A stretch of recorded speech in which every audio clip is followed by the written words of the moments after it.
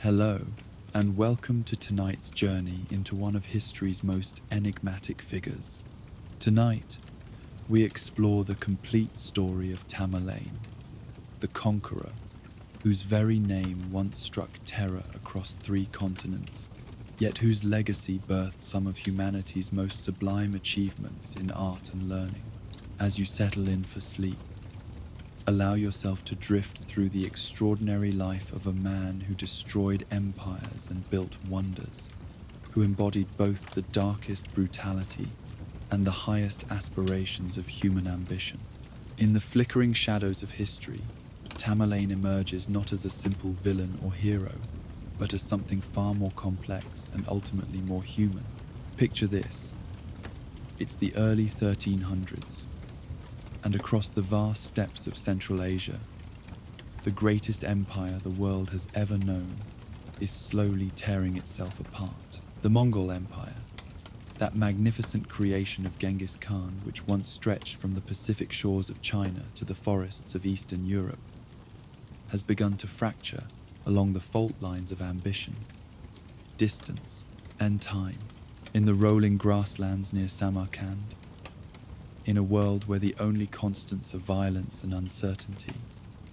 a child is born who will one day make the earth tremble beneath his army's hooves. This child,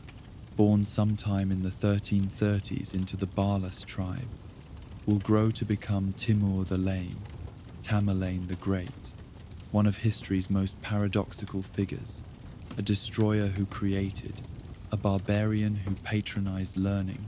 a conqueror who understood that true power lies not merely in the sword, but in the delicate art of binding human hearts to one's cause. The world into which Timur emerged was one of magnificent chaos, a realm where the old certainties had crumbled, and new possibilities beckoned to those bold enough to seize them. The great Mongol Empire, that unified expanse which Genghis Khan had welded together through conquest and administrative genius, had by the 1300s split into 4 separate khanates, each ruled by different branches of the great Khan's descendants. The Yuan dynasty controlled China, but faced constant rebellions. The Ilkhanate held sway over Persia and Mesopotamia, but would cease to exist entirely by the 1330s. The Golden Horde dominated the Russian steppes and Eastern Europe, but was plagued by internal strife. And finally, the Chagatai Khanate, which controlled Central Asia and into which Timur was born, had itself divided in the 1340s between Eastern and Western regions, each pursuing different paths and different dreams of power. This fragmentation created a world of extraordinary opportunity for those with the vision to see beyond the immediate chaos. The trade routes that had once moved safely under the Pax Mongolica now required protection. The administrative systems that had governed vast territories needed new architects. The military traditions that had conquered half the world sought new leaders worthy of their inheritance. Into this maelstrom of possibility and peril, Timur emerged as a figure of his age, shaped by its uncertainties, but destined to transcend its limitations through the force of his extraordinary will and the depth of his strategic understanding.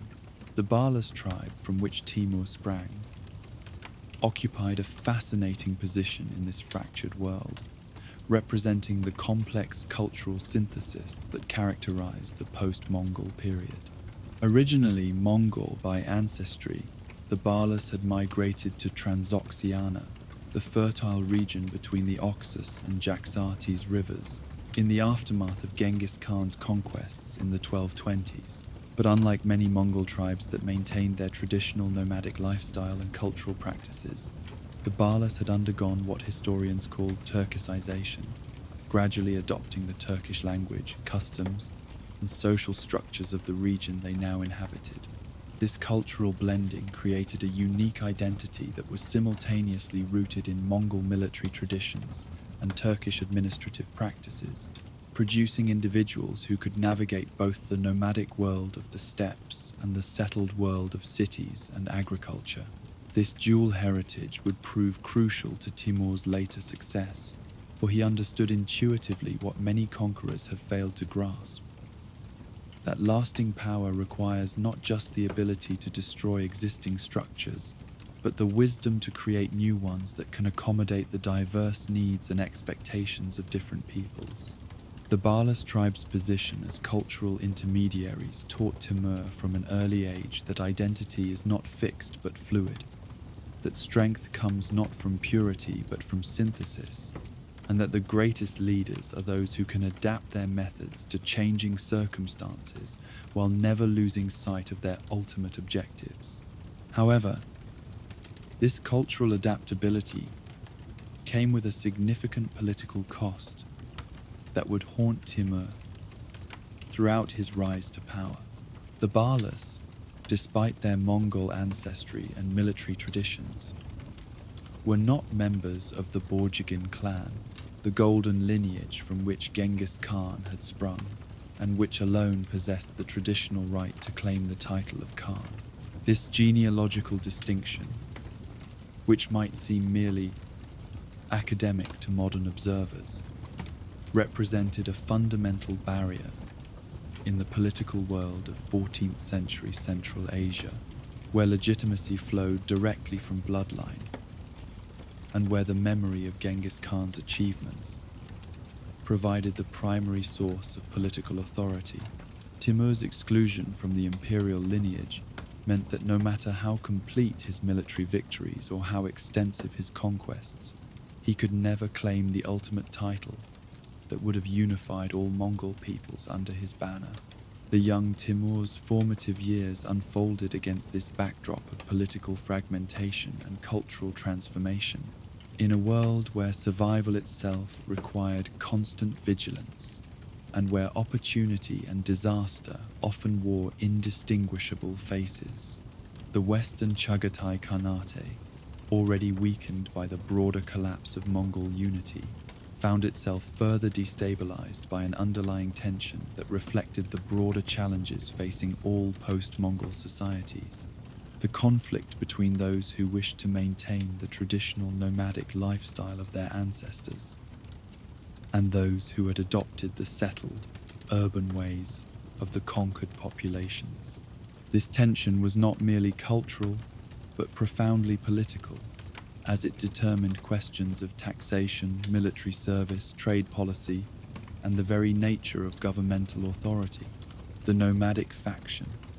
led by tribal chiefs who maintained the traditional pastoral economy and military organization, viewed the settled population with suspicion and saw urbanization as a threat to the warrior values that had made Mongol conquest possible. They favored policies that maintained tribal autonomy, minimized central taxation, and preserved the traditional systems of leadership based on personal loyalty and military prowess. The settled faction, conversely, recognized that the wealth and sophistication of urban civilization offered possibilities for power and luxury that the nomadic lifestyle could never provide. They supported policies that encouraged trade, developed administrative bureaucracies, and created the kind of stable governmental institutions that could effectively govern diverse populations across vast territories. This fundamental division created a chronic instability that ambitious individuals like Timur could exploit, but it also meant that any successful leader would need to develop the political sophistication necessary to balance these competing visions of social organization. The 1360s brought this tension to a crisis point when the Western Chagatai Khanate, weakened by internal divisions and ineffective leadership, found itself invaded by the Eastern Chagatai, also known as Mughalistan. This invasion represented more than a simple territorial conquest. It was an attempt by the more traditionally nomadic Eastern branch to reimpose the older Mongol values and practices on their increasingly Turkicized Western cousins. The invasion created the perfect opportunity for a young tribal leader with sufficient ambition and intelligence to make his mark on history. When the Eastern Chagatai forces overran the Western territories, they needed local collaborators who could help them govern the conquered population while maintaining their own legitimacy within the traditional Mongol political framework. Timur, despite his youth, was chosen to lead the Balas tribe during this period of foreign occupation, probably because the invaders viewed him as sufficiently inexperienced to be easily manipulated and controlled. This calculation would prove to be one of the most significant miscalculations in medieval history, for it placed a figure of extraordinary ambition and capability in a position where he could observe firsthand both the weaknesses of the occupying forces and the possibilities that existed for someone bold enough to challenge the existing order. Rather than accepting the role of puppet chief that his sponsors had envisioned, Timur immediately began to involve himself in the complex web of intrigues and plots that characterized Central Asian politics, seeking always to expand his influence and to position himself for greater opportunities. His early political activities brought him into contact with the full spectrum of regional power brokers, from tribal chiefs seeking to maintain their traditional prerogatives to urban merchants hoping to protect their commercial interests, from religious leaders concerned about the spiritual welfare of their communities to military commanders looking for opportunities to advance their careers through successful warfare. This diverse exposure taught Timur invaluable lessons about the different sources of power in his society and the various methods by which authority could be acquired, maintained, and expanded. However, these early forays into political manipulation also carried significant risks, and Timur's aggressive pursuit of power soon made him too many enemies among both his supposed allies and his nominal overlords. His involvement in various plots and conspiracies eventually led to his being ousted from his position as tribal chief, forcing him to flee into exile and turning him, in the memorable phrase of his chroniclers, to banditry for survival. This period of exile and outlawry, which might have destroyed a lesser man, instead became the crucible in which Timur's extraordinary capabilities were forged and refined, stripped of the conventional sources of authority, and reduced to leading a small band of followers who had chosen to share his dangerous existence. Timur was forced to develop the personal qualities and leadership skills that would later enable him to command vast armies and govern enormous territories. It was during this period of hardship and uncertainty that Timur acquired the name by which history knows him, Tamerlane or Timur the Lame, a designation that referred to the permanent injuries he sustained to his right leg and hand. The exact circumstances of these injuries remain shrouded in the conflicting accounts of medieval chroniclers, some of whom attributed them to wounds received while serving as a mercenary in the forces of a minor Khan, while others suggested they resulted from an accident that occurred while he was engaged in sheep stealing, a form of banditry that was common among displaced tribal leaders. The latter explanation may well have been propaganda spread by Ibn Arab Shah, a hostile chronicler who consistently portrayed Timur in the most unflattering possible light. But regardless of their precise cause, these physical disabilities paradoxically became sources of strength for the future conqueror. In a world where physical prowess was closely associated with leadership capability, Timur's success, despite his obvious limitations, served to underscore his extraordinary personal qualities and to demonstrate that his authority rested on intelligence and force of personality rather than mere physical dominance. His followers, who could see daily evidence of their leader's determination to overcome obstacles that would have defeated ordinary men, developed a loyalty and confidence that would prove unshakable even in the most desperate circumstances. More importantly, Timur's own experience of vulnerability and dependence on others taught him invaluable lessons about the psychology of leadership and the importance of binding followers to his cause through something more substantial than fear or greed alone. The years of exile and banditry also provided Timur with an education in military tactics and strategic thinking that no formal training could have matched. Leading a small, mobile force against more numerous but less motivated opponents, he learned the crucial importance of intelligence gathering, psychological warfare, and the careful timing of attacks to achieve maximum effect with minimum resources. He discovered how to exploit the weaknesses of settled populations while avoiding the strengths of organized military forces, how to build networks of allies and informants across hostile territory,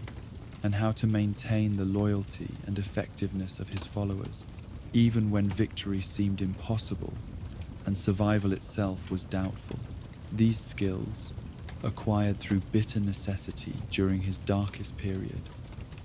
would later enable him to outmaneuver and defeat opponents who possessed every apparent advantage in terms of numbers, resources, and institutional support. Perhaps most importantly, the experience of leading men who followed him, not because they had to, but because they chose to, gave Timur deep insights into the fundamental sources of human motivation and the delicate art of inspiring others to extraordinary efforts in pursuit of shared goals. Unlike leaders who inherited their positions through birth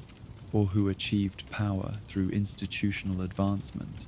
Timur understood from personal experience that authority must be constantly earned and re-earned through demonstrated competence and genuine concern for the welfare of one's followers. This understanding would later distinguish his leadership style from that of many other conquerors, and would help explain why his armies remained effective and loyal, even during the most demanding campaigns and the most challenging circumstances. The mercenary period also brought Timur into contact with his future brother-in-law Hussein, a partnership that would prove crucial to his eventual rise to power, but would also set the stage for one of the most significant betrayals in medieval history. Together, these two ambitious young men managed to gain control of Transoxiana, the wealthy and strategically vital region that included Samarkand and Bukhara,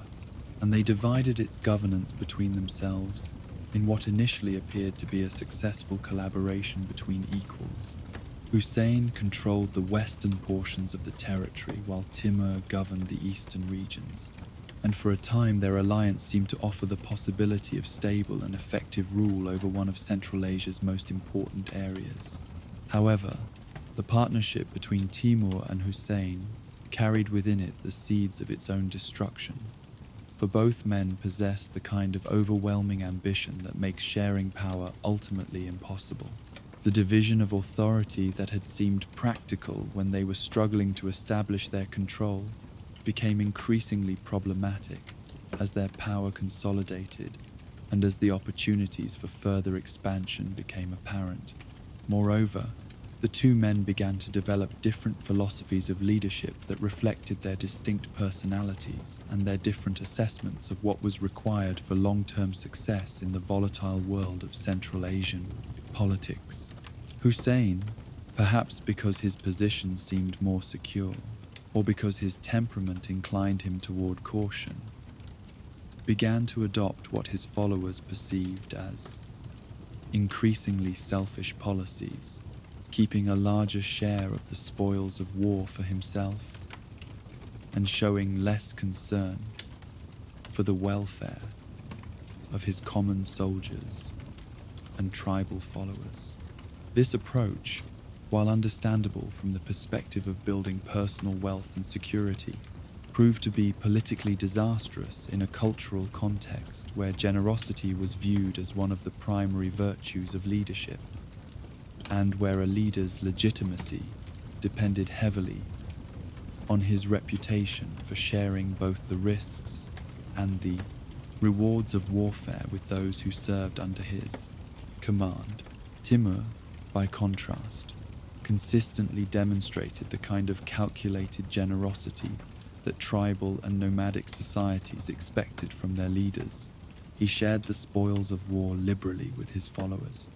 ensured that even the common soldiers received meaningful rewards for their service, and maintained the kind of personal accessibility and genuine concern for his men's welfare that created deep bonds of loyalty and affection. This approach required him to forego immediate personal enrichment in favor of building the human capital that would enable him to undertake increasingly ambitious projects, but it represented a sophisticated understanding of the relationship between short-term sacrifice and long-term advantage that would characterize all of his most successful policies. The contrast between these two leadership styles became increasingly apparent to their respective followers, and gradually the balance of loyalty and effectiveness began to shift in Timur's favor. Hussein's forces, while initially more numerous and better equipped, began to suffer from declining morale and increasing incidents of desertion as soldiers and tribal leaders sought service with a commander who seemed more likely to reward their efforts appropriately. Timur's following, meanwhile, grew steadily as word spread of his generosity and his genuine care for those who served him faithfully. The final break between the two former allies came when Timur's wife died,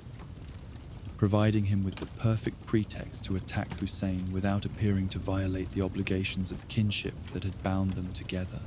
In 1370, after careful preparation and the cultivation of support among Hussein's own followers, Timur successfully besieged his former brother-in-law in the city of Balkh in northern Afghanistan. The siege, which demonstrated Timur's growing mastery of both military tactics and psychological warfare, ended with Hussein's execution and Timur's emergence as the undisputed ruler of Transoxiana. This victory represented far more than a simple military triumph. It marked the moment when Timur transformed himself from a regional warlord into a figure with genuinely imperial possibilities. The methods by which he achieved his victory over Hussein, combining careful planning with decisive action, generous treatment of his own followers with ruthless elimination of obstacles, and respect for traditional forms with innovative approaches to novel challenges, established patterns that would characterize all of his subsequent campaigns and would contribute significantly to his unprecedented success as a conqueror and empire builder. With Hussein's death in 1370, Timur found himself confronted by the most fundamental challenge that would define not only his personal destiny, but the entire character of his reign. The question of legitimacy in a world where blood mattered more than brilliance, where genealogy trumped genius, and where the right to rule flowed not from achievement, but from ancestry. Standing victorious in the ruins of Balkh, surveying the territories that his military skill and political acumen had brought under his control, Timur faced a paradox that would shape every decision he made for the remainder of his extraordinary life. He possessed the power to command armies,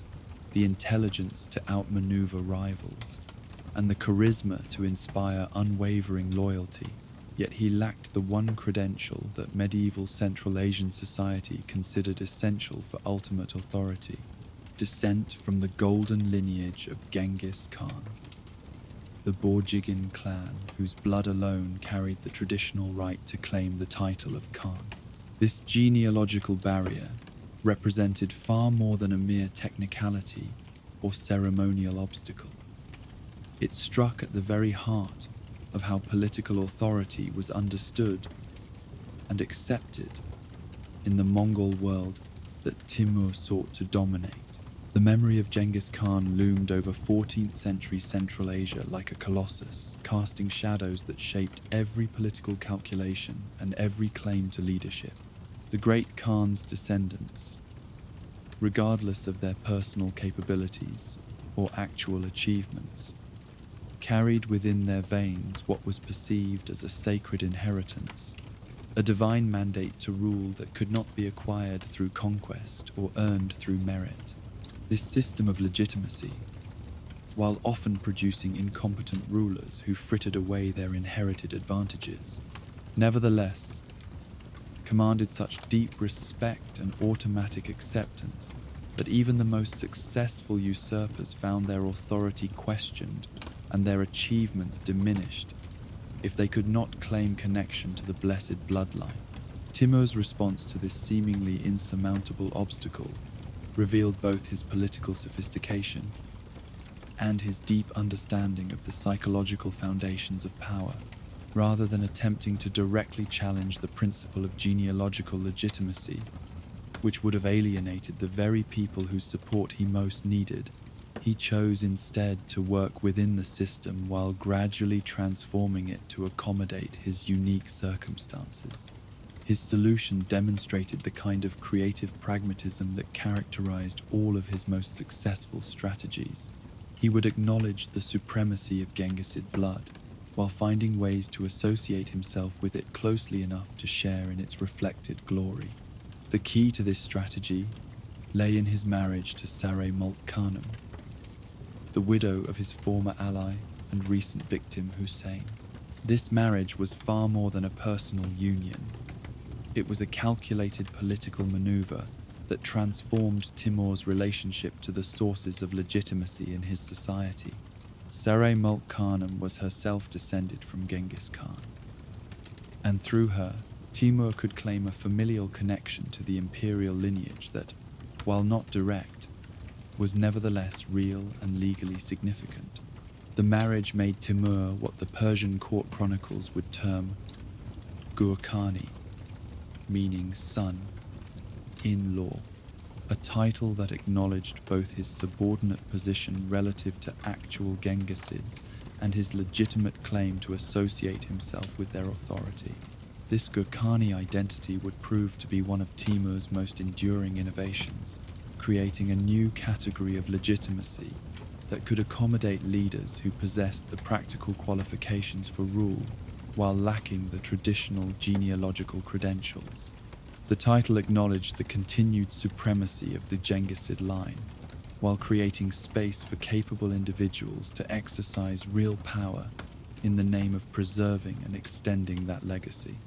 It was a compromise that satisfied the conservative instincts of traditional tribal leaders, while providing practical pathways for effective governance under changing circumstances.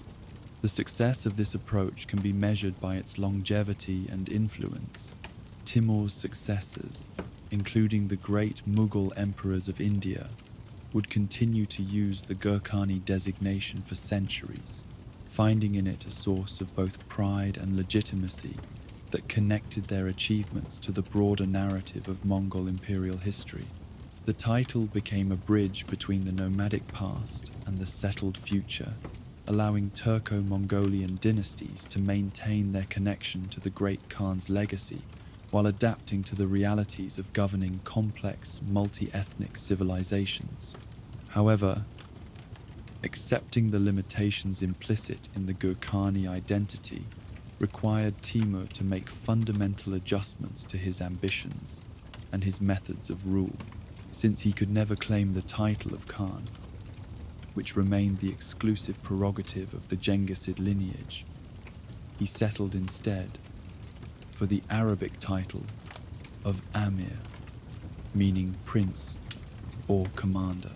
This choice reflected both his acceptance of hierarchical limitations and his determination to maximize his authority within those constraints. The title of Amir carried with it connotations of military leadership and practical governance that were well suited to Timur's actual strengths and capabilities, and it allowed him to exercise real power without directly challenging the theoretical supremacy of more exalted titles. Yet, even as Timur accepted these formal limitations, he began the patient work of transforming the reality of power in ways that would make his practical authority far greater than his official title might suggest. Throughout the 1370s, while lesser leaders contented themselves with raiding and short-term advantage, Timur embarked on the much more demanding task of building the institutional foundations that would enable him to sustain and expand his authority over time.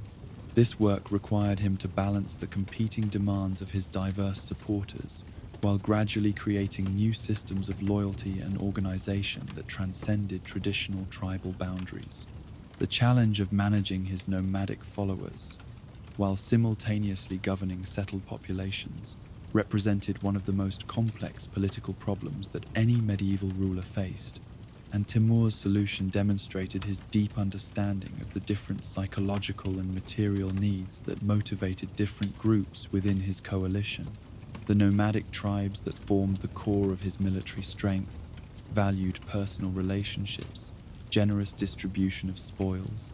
and the preservation of traditional customs and social structures. They had followed Timur not because of his official title, but because of his demonstrated competence as a war leader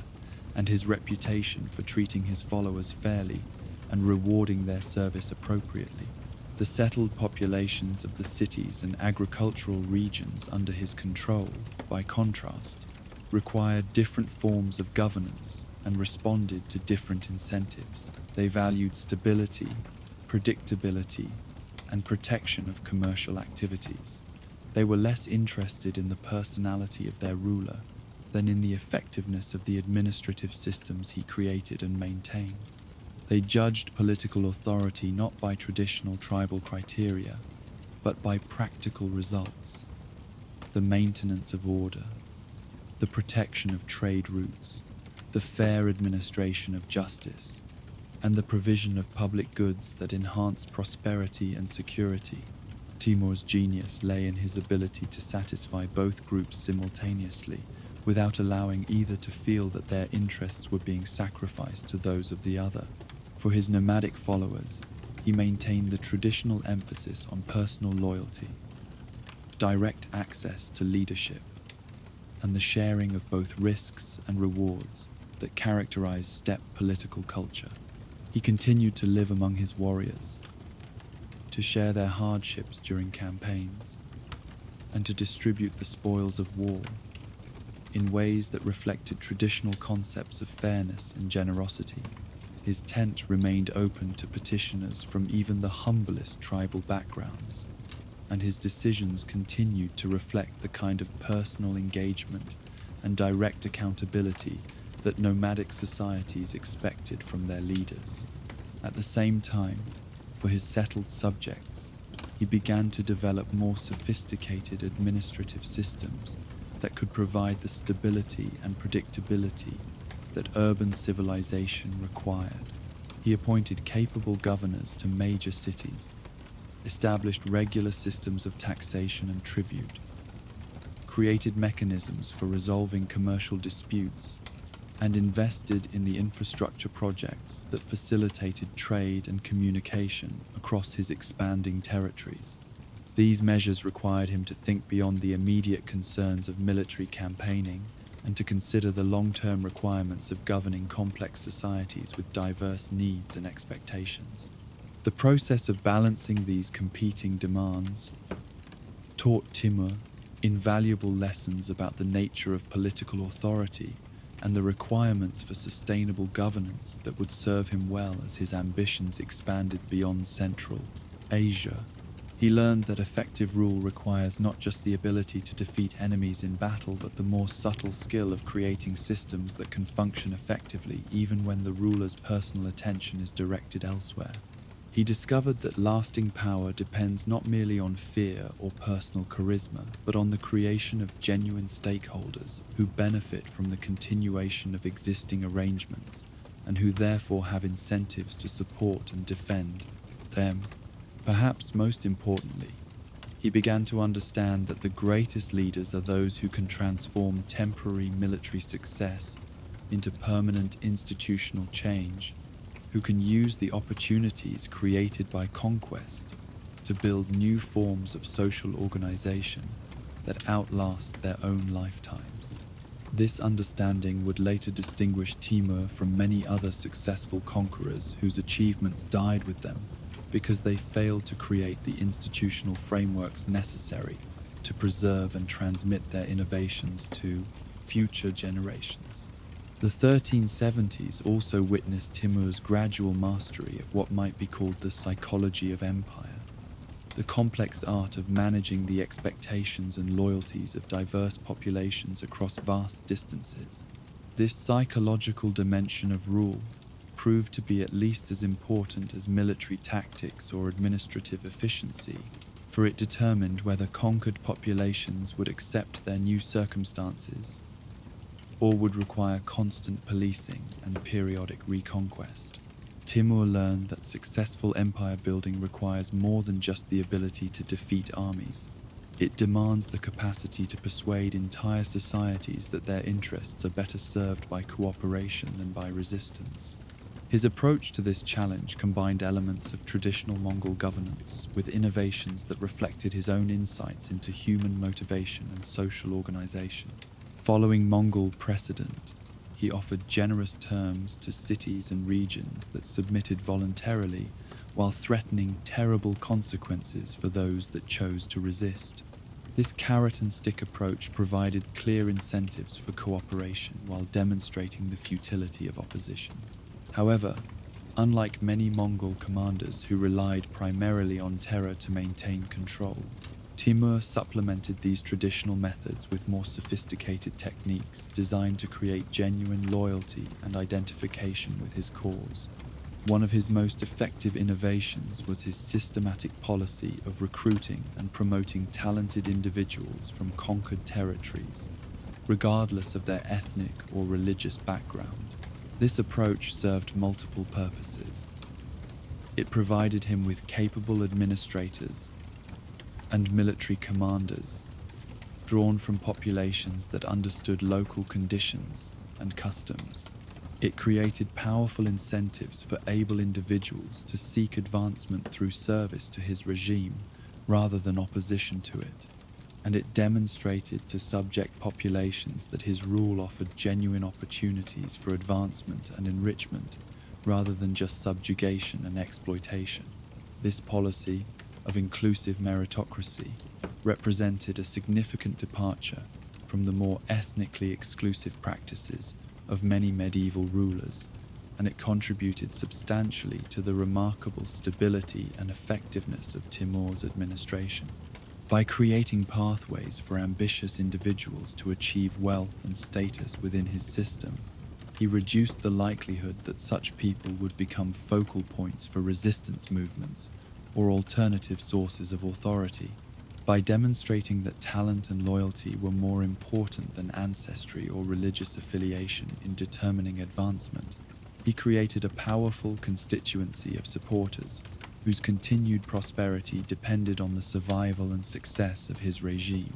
The 1370s also saw Timur's development of what would become one of his most characteristic military innovations: the systematic integration of siege warfare techniques with traditional steppe mobility tactics. Most nomadic armies excelled in open field battles, where their superior horsemanship and archery skills could be deployed to maximum advantage, but they traditionally struggled when confronted with well-fortified cities that could withstand their initial assault and force them into prolonged sieges.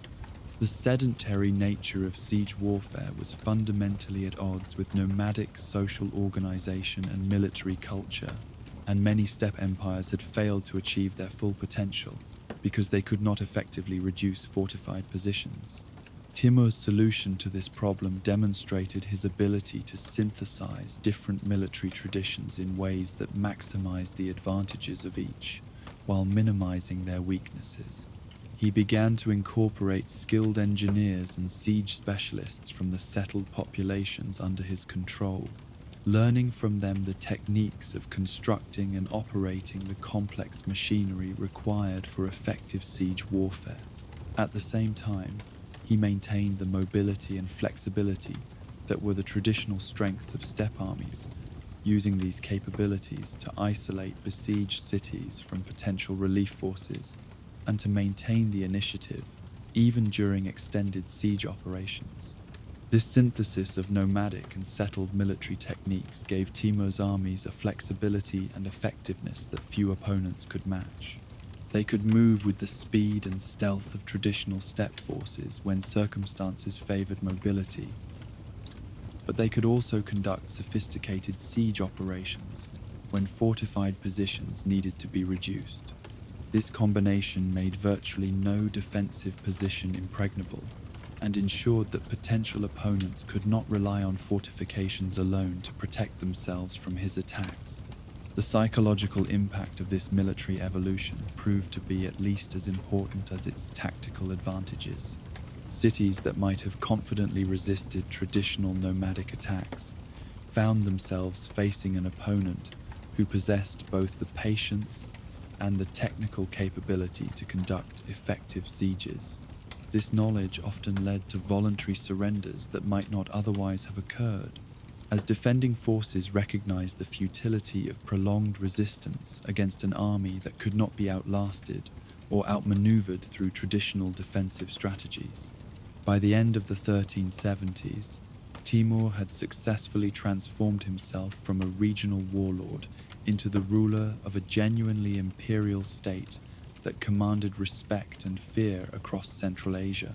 His territories stretched from the Caspian Sea to the borders of China, encompassing some of the richest and most strategically important regions in the medieval world. His armies had proven their effectiveness against every type of opponent they had encountered, from nomadic raiders to fortified cities to organized state forces. His administrative systems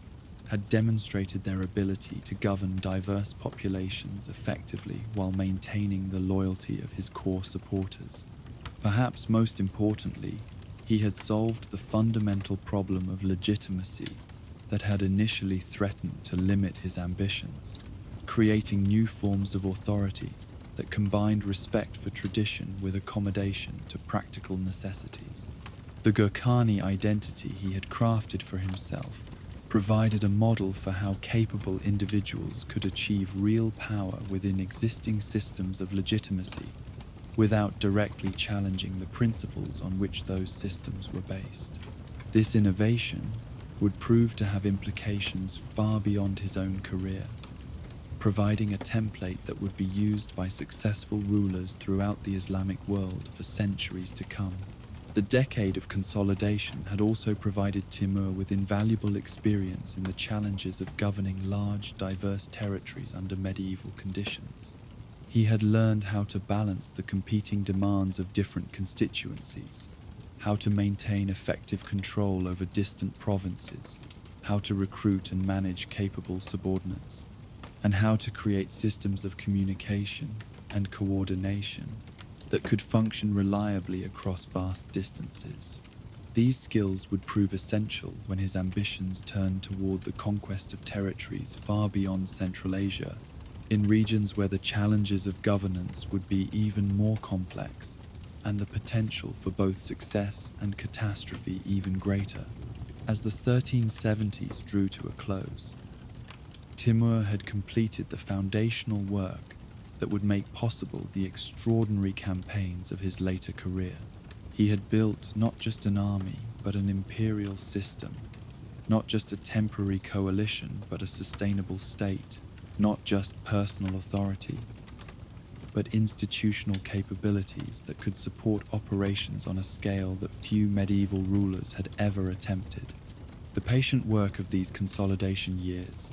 invisible to distant observers but essential to everything that would follow, had transformed a brilliant warlord into something far more significant, the architect of a new form of imperial power that would reshape the political landscape of the medieval world. Most significantly, he had learned to think beyond the limitations that had constrained his predecessors, to envision possibilities that transcended the traditional boundaries of tribal authority or regional power. The legitimacy problem that might have permanently restricted his ambitions had instead become the catalyst for innovations that opened new pathways to imperial greatness. The diverse challenges of governing nomads and settlers, conducting mobile campaigns and siege warfare, maintaining traditional loyalties and creating new institutions, had provided him with a breadth of experience and understanding that few rulers in history have possessed. By 1380, Timur was ready to begin the epic campaigns that would establish his reputation as one of history's greatest conquerors. But the foundation for these achievements lay not in the dramatic battles and spectacular conquests that would capture the attention of chroniclers and historians, but in the patient, methodical work of building the political, military, and administrative systems that could sustain operations on an unprecedented scale. The 2 decades of consolidation had been preparation for greatness, and now that preparation was complete. By 1383, the foundations of Timur's empire had been solidified through 2 decades of patient consolidation, and the restless conqueror found himself drawn inexorably toward the rich lands that lay beyond his Central Asian heartland. The call of Persia, that ancient crossroads of civilizations where the legacies of Cyrus and Darius still whispered through the ruins of Persepolis, represented both an irresistible opportunity and a necessary step in his grand design. For Timur understood, with the strategic clarity that distinguished all his greatest decisions, that true imperial greatness could not be achieved through control of the steppes alone, however vast those territories might be. The wealth of cities, the sophisticated administrative traditions of settled civilizations, and the cultural prestige that flowed from ruling over lands sanctified by millennia of history. These were the elements that transformed mere warlords into world historical figures whose names would echo through the centuries. The Persian campaigns that began in 1383 would establish patterns of conquest and governance that would characterize Timur's methodology throughout his career, revealing both the calculated brilliance of his strategic thinking and the terrible consistency of his approach to those who dared to resist his authority. His first target, the ancient city of Herat in western Afghanistan, had the misfortune to serve as Timur's testing ground for the psychological warfare techniques that would become his trademark, methods that combined military effectiveness with theatrical cruelty to create a reputation that often conquered cities before his armies even arrived at their gates. Herat, nestled in the fertile valleys of what is now western Afghanistan, occupied a position of crucial strategic importance along the trade routes that connected Central Asia with the Persian heartlands and the broader Islamic world. The city had flourished for centuries as a center of commerce and learning, its bazaars filled with merchants from across the known world, and its schools attracting scholars from distant lands, its walls, strengthened by generations of rulers who understood its value, seemed capable of withstanding even the most determined assault, and its inhabitants had grown accustomed to viewing their city as an impregnable fortress that could outlast any besieging force through the simple expedient of waiting behind their fortifications until attackers grew weary and departed. This confidence in their defenses proved to be a fatal miscalculation, for it led the city's leaders to reject Timur's initial offer of terms that, while demanding submission and tribute, would have preserved both their lives and their city's prosperity. The refusal to surrender voluntarily activated what would become Timur's standard protocol for dealing with resistance, a carefully orchestrated sequence of escalating pressure designed to break the will of defenders while demonstrating to other potential opponents the futility of opposition to his authority. The siege that followed became a masterpiece of medieval warfare, combining traditional Mongol tactics with the sophisticated engineering techniques that Timur had learned during his years of consolidating power in Central Asia. The systematic reduction of Herat's defenses required months of patient work, during which Timur's engineers constructed the siege engines, and undertook the mining operations necessary to breach walls that had protected the city for centuries. Throughout this period, Timur maintained the psychological pressure on the defenders through a combination of generous offers to those willing to surrender and increasingly graphic demonstrations of what awaited those who continued to resist. Captured defenders were treated with conspicuous brutality within sight of the city walls, while deserters were received with equally conspicuous generosity, creating powerful incentives for the city's population to reconsider their commitment to prolonged resistance. When Herat's walls were finally breached and the city fell to Timur's forces, the conqueror implemented the policy that would become his signature throughout the Persian campaigns and beyond. The systematic destruction of the city served multiple purposes. It eliminated a potential center of future resistance. It provided his troops with opportunities for enrichment that maintained their loyalty and motivation, and most importantly, it created a terrible example that would be remembered and recounted wherever news of his conquests spread. The massacre of Herat's population was not the product of uncontrolled rage or momentary cruelty, but rather a calculated act of psychological warfare designed to convince other cities that submission was not merely preferable to resistance, but was the only rational choice available to rational leaders. This pattern, established at Herat, would be repeated with devastating consistency throughout Timur's Persian campaigns. Cities that surrendered immediately were typically treated with relative leniency, their populations spared, and their economic activities allowed to continue under new management. Those that offered token resistance before submitting faced moderate punishment, enough to demonstrate the cost of defiance, but not so severe as to eliminate their future usefulness to the expanding empire. But cities that continued to resist after their situation had become hopeless, that forced Timur's armies to endure the costs and risks of prolonged siege warfare, faced the full fury of his retribution in displays of destruction so complete and so terrifying that they became legendary throughout the medieval world. The conquest of Persia proper, which followed the reduction of Herat, unfolded over the course of a decade that demonstrated both Timur's strategic patience and his operational brilliance. Rather than attempting to conquer the entire region through a single overwhelming campaign, he chose instead to advance methodically, consolidating his control over each conquered territory before moving on to the next objective. This approach required him to balance multiple competing priorities simultaneously, maintaining the loyalty and effectiveness of his armies through regular opportunities for enrichment and glory, managing the complex logistics of supplying large forces operating far from their bases, dealing with the administrative challenges of governing newly conquered territories, and responding to the diplomatic and military reactions of neighboring powers who viewed his expansion with growing alarm.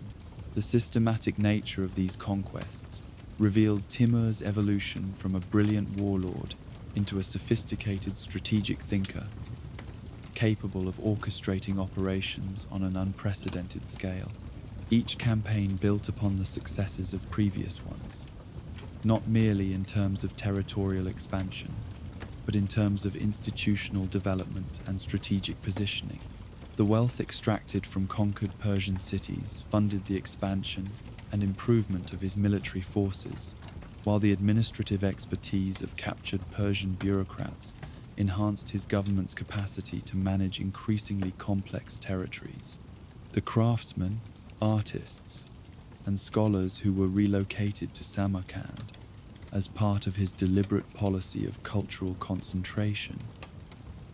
gradually transformed his capital into a center of learning and artistic achievement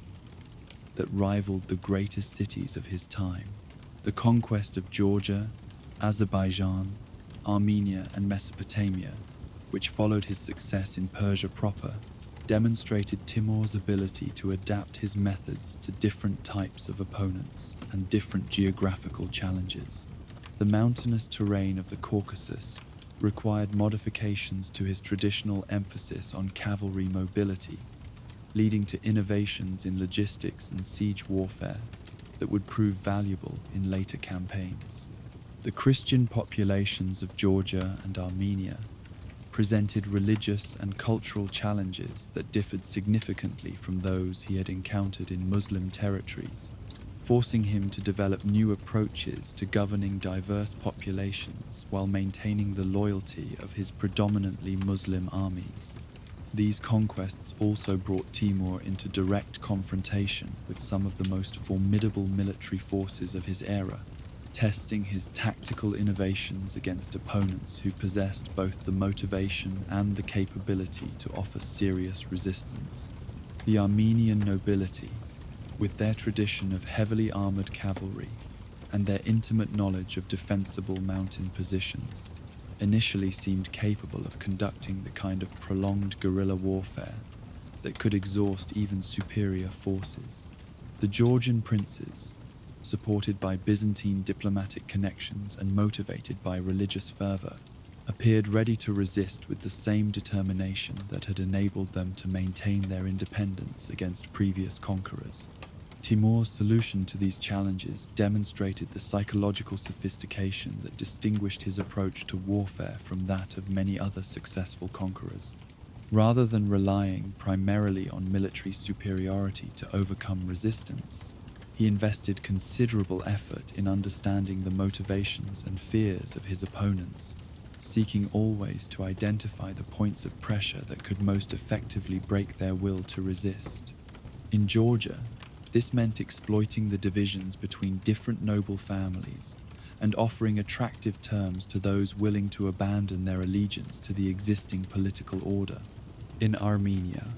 it involved demonstrating through carefully orchestrated examples that continued resistance would result not merely in military defeat, but in the complete destruction of the social and economic foundations upon which Armenian civilization rested. The campaign in Mesopotamia, which brought Timur's forces to Baghdad and the other ancient centers of Islamic civilization, carried symbolic significance that transcended its immediate military and economic objectives. Baghdad, the former seat of the Abbasid Caliphate, and still regarded throughout the Islamic world as the spiritual center of Sunni orthodoxy, represented a prize whose capture would establish Timur's credentials as a defender and unifier of Islam, rather than merely another ambitious warlord seeking personal aggrandizement. The city's fall to his forces in 1393 provided him with religious legitimacy that complemented the political authority he had already established through his marriage connections to the Genghisid lineage. However,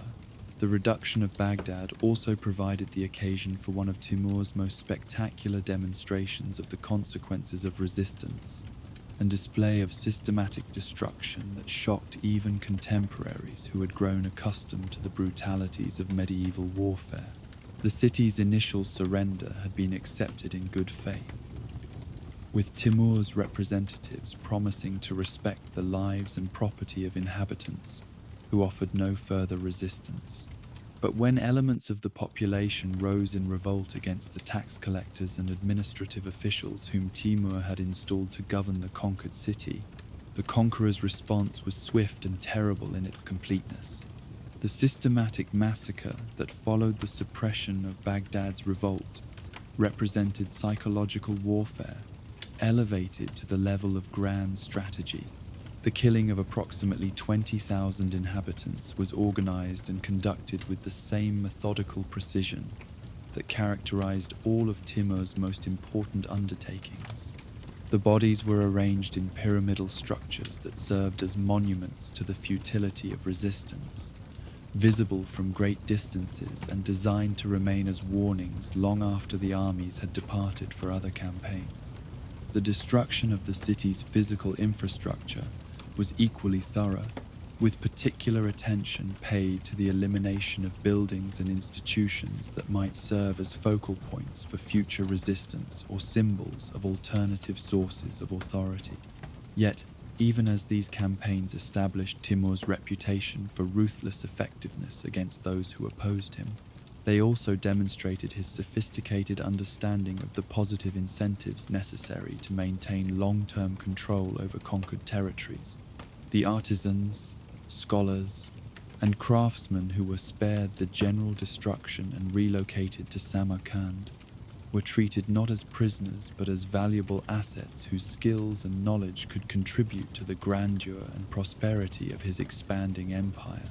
These individuals found themselves not merely surviving the conquest of their homelands, but prospering under the patronage of a ruler who recognized and rewarded excellence regardless of its ethnic or religious origins. This policy of selective preservation and relocation served multiple strategic purposes that revealed the depth of Timur's thinking about the requirements for sustainable empire building. By concentrating the most talented individuals from conquered territories in his capital, he simultaneously weakened potential centers of resistance while strengthening his own administrative and cultural capabilities. The removal of skilled craftsmen made it more difficult for conquered regions to rebuild their economic foundations,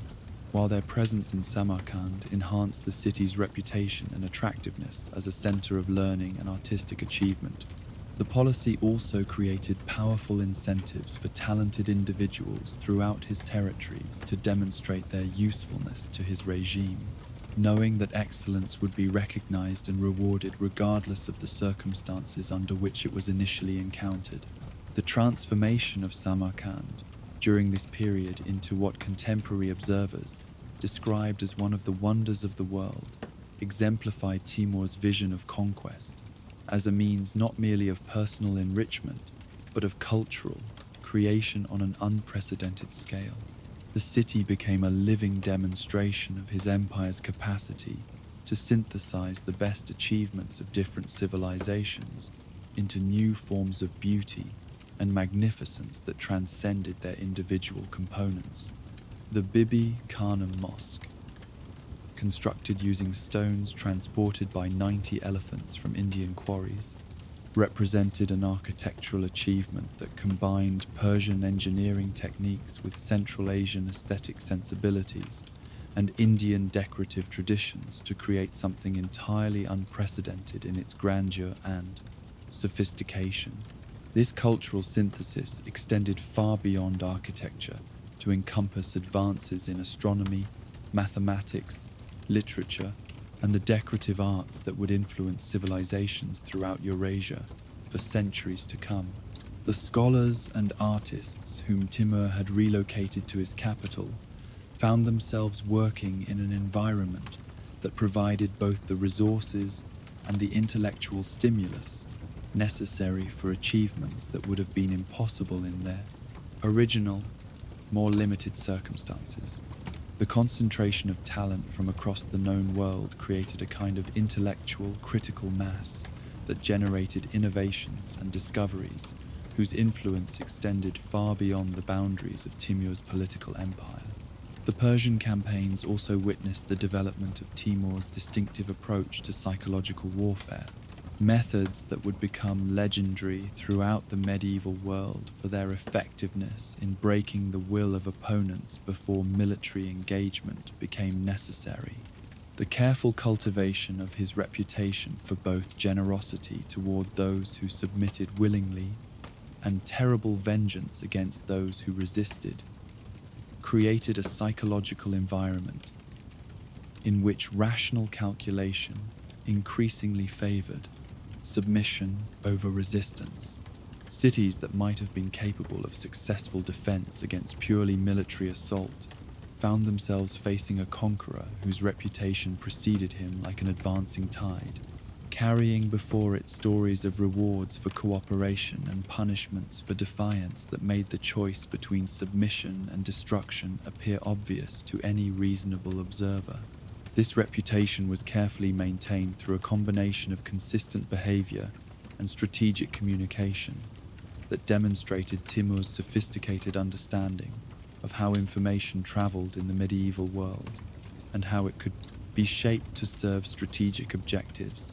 The survivors of conquered cities who were deliberately spared and released served as living testimonies to both his mercy and his terrible justice, carrying throughout the region detailed accounts of what awaited those who chose different forms of response to his demands. The merchants, pilgrims, and other travelers who passed through his territories spread these accounts even further, creating a network of information that extended his psychological influence far beyond the reach of his physical forces. By the conclusion of his Persian campaigns in the early 1390s, Timur had established himself as the dominant power throughout the region,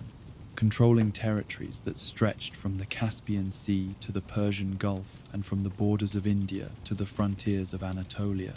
More significantly, he had demonstrated his capacity to sustain complex military and administrative operations across vast distances for extended periods, managing the logistical challenges of supplying large armies while simultaneously governing newly conquered territories and responding to diplomatic challenges from neighboring powers. The wealth extracted from these conquests had funded further expansion of his military capabilities, while the human resources he had acquired through his policy of selective preservation and relocation had enhanced his government's capacity to undertake even more ambitious projects. Perhaps most importantly, the Persian campaigns had provided Timur with invaluable experience in the challenges of governing culturally diverse populations across transcontinental distances, lessons that would prove essential when his ambitions turned toward even more distant and exotic targets. The synthesis of different administrative traditions that he had achieved in Persia created templates and precedents that could be adapted to the different circumstances he would encounter in Russia, India, and the Middle East. The reputation for both terrible justice and magnificent generosity that he had cultivated during these campaigns would precede him into regions where his actual military capabilities were unknown, creating psychological advantages that would prove as valuable as additional divisions of troops. As Timur prepared to turn his attention toward new theaters of operation in the final decade of the 14th century, he had completed what amounted to a transformation, not merely of his own strategic position, but of the entire balance of power throughout Western and Central Asia. The Persian campaigns had established him as a figure of transcontinental significance, a conqueror whose influence extended far beyond the traditional boundaries of steppe politics, and whose ambitions clearly encompassed nothing less than the reconstruction of the Mongol Empire under new leadership and with new methods, adapted to the changed circumstances of the 14th century world. Among the most complex and ultimately tragic relationships in Timur's extraordinary life, none would prove more personally painful or strategically significant than his alliance and eventual conflict with Toktamish, the ambitious Khan whose rise to power Timur had personally orchestrated, whose authority he had twice restored through military intervention, and whose betrayal would ultimately force him into some of the most demanding campaigns of his entire career. The story of Toktamish represents one of history's most compelling examples of how political mentorship can transform into mortal rivalry, how gratitude can curdle into resentment, and how the very success of a protege can create the conditions for inevitable conflict with his patron. In the vast steppes that stretched from the Volga to the Urals, where the Golden Horde had once ruled supreme over territories that dwarfed the greatest European kingdoms, Timur would learn painful lessons about the limits of loyalty and the dangerous dynamics that govern relationships between ambitious men who refuse to accept subordinate positions indefinitely. The origins of Timur's relationship with Toktamish lay in the chronic instability that had plagued the Golden Horde since the middle of the 14th century, when the once mighty successor state to Genghis Khan's western conquests had begun to fragment under the combined pressures of internal succession disputes, external military challenges, and the gradual weakening of the traditional nomadic social structures that had provided the foundation for Mongol political organization. The Golden Horde, which at its height had collected tribute from Russian princes, controlled the vital trade routes between Europe and Asia, and maintained diplomatic relations with powers as distant as Egypt and Byzantium, had by the 1370s devolved into a collection of competing factions whose internecine warfare created opportunities for external intervention by anyone bold enough to involve himself in their labyrinthine political struggles. Toktamish had emerged from this chaos as one of several contenders for supreme authority within the Golden Horde's fractured political landscape, but his initial prospects for success appeared limited by both his youth and his lack of a substantial power base among the established tribal hierarchies that traditionally determined leadership succession. Like many ambitious young men in similar circumstances throughout Central Asian history, he had sought external support for his claims to authority, approaching Timur with proposals for an alliance that would provide him with the military assistance necessary to overcome his domestic opponents, in exchange for acknowledgement of Timur's suzerainty over the restored Golden Horde state. For Timur, the opportunity to place a client ruler on the throne of the Golden Horde represented an irresistible strategic opportunity that would extend his influence far beyond the traditional boundaries of Central Asian politics while avoiding the Bedes. Enormous costs and risks that would have been associated with attempting to conquer and directly govern the vast territories involved. The Golden Horde's domains encompassed much of modern-day Russia, Ukraine, Kazakhstan, and the Caucasus region, territories whose control would have provided Timur with unprecedented strategic depth and access to the lucrative trade routes that connected Europe with Asia. More importantly, successful intervention in Golden Horde politics would establish Timur as the kingmaker of the Western Steppes, demonstrating his capacity to determine the outcome of succession disputes even in regions far removed from his own territorial base. The first intervention on Toktamish's behalf, undertaken in the early 1380s, demonstrated both Timur's military effectiveness in steppe warfare and his sophisticated understanding of the political dynamics that governed nomadic societies. Rather than simply providing Toktamish with additional troops to strengthen his existing forces, Timur organized and led a comprehensive campaign designed to systematically eliminate his protégé's rivals while establishing the institutional foundations necessary for stable governance of the reunified Golden Horde. The campaign required Timur to master new forms of warfare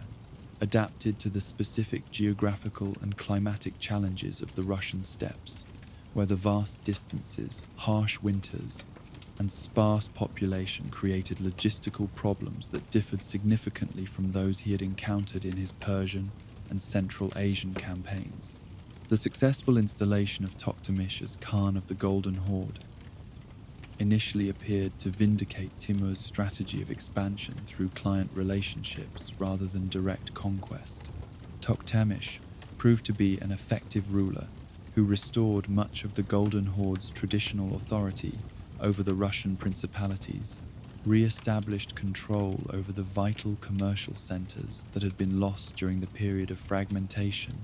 and successfully defended his territories against the various external challengers who sought to exploit the transition period to advance their own territorial claims. For nearly a decade, the relationship between patron and client functioned smoothly, with Toktamish acknowledging Timur's supremacy while exercising real authority over his own domains, and Timur benefiting from the strategic advantages of having a reliable ally controlling the approaches to Europe. However, the very success of this arrangement contained within it the seeds of its own destruction, for Toktamish's growing confidence and expanding power inevitably led him to question the continued necessity of his subordinate relationship to Timur. The psychological dynamics that govern relationships between strong personalities in positions of hierarchical authority virtually guaranteed that a successful protege would eventually seek to establish his independence from his patron, particularly when that protege possessed both the military capabilities and the territorial resources necessary to sustain an independent foreign policy. The transformation of gratitude into resentment, of loyalty into rivalry, followed patterns that had been repeated throughout history whenever ambitious individuals found their own achievements constrained by obligations to former benefactors, whose continued superiority they no longer accepted as natural or permanent. The specific issues that triggered the breakdown of the Timur-Toktamish alliance reflected both immediate territorial disputes and deeper questions about the proper relationship between nomadic and settled populations in the evolving political landscape of 14th century Eurasia. Toktamish's efforts to extend his authority into regions that Timur considered within his own sphere of influence created friction over boundaries that had never been precisely defined, but had been manageable so long as both parties were committed to maintaining their cooperative relationship. More significantly, Toktamish's increasingly independent diplomatic initiatives, including his attempts to forge alliances with other regional powers without consulting or acknowledging Timur's interests, represented direct challenges to the hierarchical assumptions upon which their original agreement had been based. The deterioration of their relationship was gradual rather than sudden, marked by a series of escalating disagreements and provocations that reflected each party's testing of the other's resolve and capabilities. Diplomatic protests gave way to economic pressure, trade disputes evolved into border incidents, and mutual recriminations replaced the respectful correspondence that had characterized their earlier interactions. Both men possessed the kind of pride and ambition that made compromise increasingly difficult as their conflicts intensified, and both commanded military forces whose effectiveness had been proven in numerous campaigns against formidable opponents. The progression toward open warfare became inevitable once both parties concluded that their essential interests could no longer be reconciled through negotiation. The first major military confrontation between Timur and his former protege occurred in 1391, when Toktamish's refusal to acknowledge Timur's authority over disputed territories finally provoked the decisive response that both men had been anticipating for months. Timur's decision to personally lead a major expedition against the Golden Horde demonstrated both the seriousness with which he viewed Toktamish's challenge and his confidence that the military capabilities he had developed during his Persian campaigns would prove equally effective in the different geographical and strategic environment of the Russian steppes. The campaign would test not only the loyalty and effectiveness of his armies, but also his own adaptability as a commander to the unique demands of warfare in regions where the vast distances and harsh climate created challenges that had defeated many previous conquerors. The logistics of conducting a major military campaign across the enormous distances involved in reaching and operating within Golden Horde territory required innovations in supply management and strategic coordination that demonstrated Timur's evolution from a regional warlord into a commander capable of orchestrating transcontinental operations. His armies had to traverse territories where friendly bases were few and widely scattered, where local populations might be hostile or unreliable, and where the seasonal variations in weather and available forage created narrow windows of opportunity for effective military operations. The successful management of these challenges required the kind of systematic planning and organizational sophistication that only a few commanders in medieval history ever developed. The actual military confrontation, when it finally occurred, revealed both the similarities and the differences between Toktamish's forces and the various opponents whom Timur had defeated during his rise to power. Like Timur's own armies, the Golden Horde forces were primarily composed of highly mobile cavalry units whose effectiveness depended on their superior horsemanship, archery skills, and tactical flexibility.